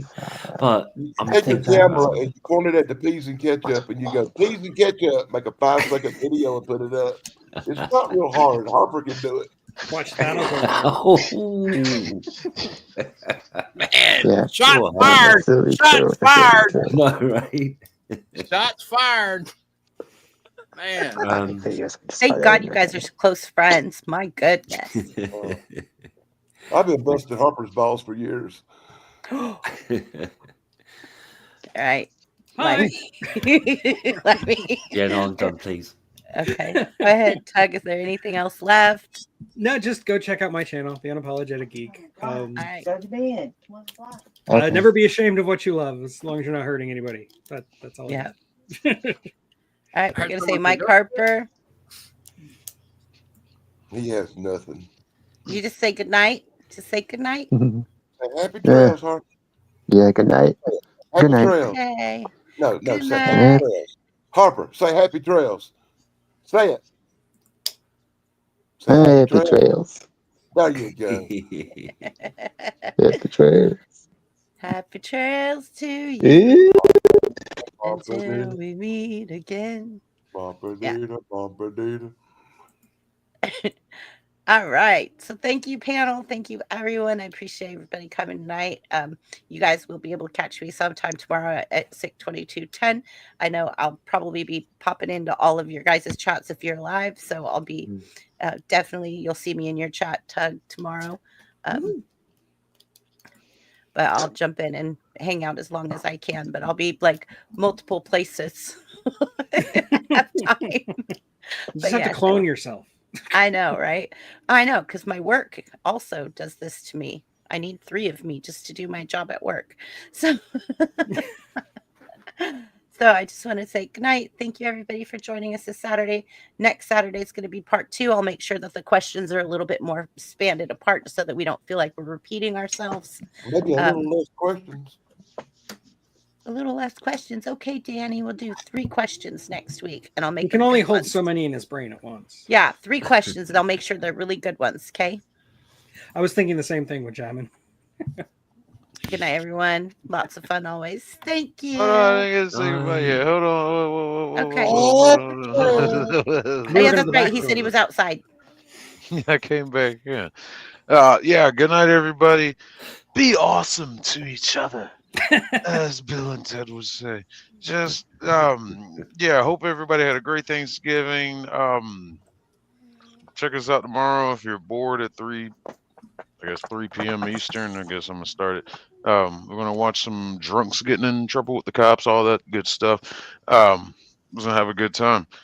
But I'll probably be on for about 12 hours, so you know, pop in at any time.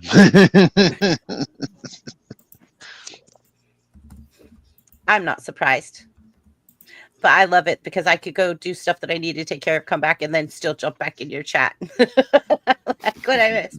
Yeah, I don't know if producer's gonna be there or not, but more than likely I'll have Rom on. I'm sure he'll pop it. Well, shoot me a link if I'm not busy, because I'll be home. Yeah. I'll always shoot you out a link. Shoot me a link. I'll pop in and watch till you annoy me.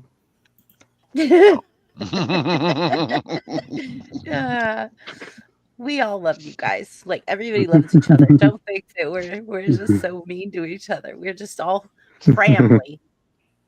But happy trails to you. Until we meet again.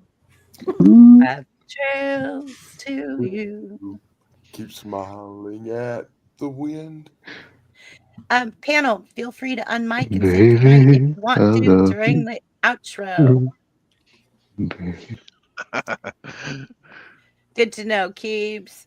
And Keebler, I will be getting in touch with you soon. So.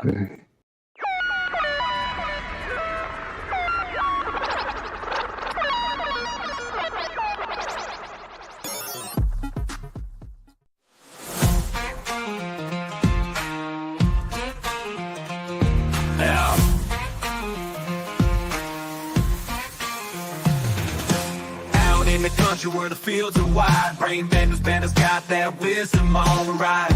from the dusty trails to the city lights. The dropping knowledge, mixing wrongs and rights. Got that cowboy hat with a digital twist, bringing logic and humor that you can't resist. Cracking codes like a lasso, wrangling thoughts in a world of questions. They're connecting all the dots. Country house with a rap beat drop. Bring band to stand, y'all don't want to stop. From the ranch to the stream, they're rocking the scene. Solving mysteries like you never seen.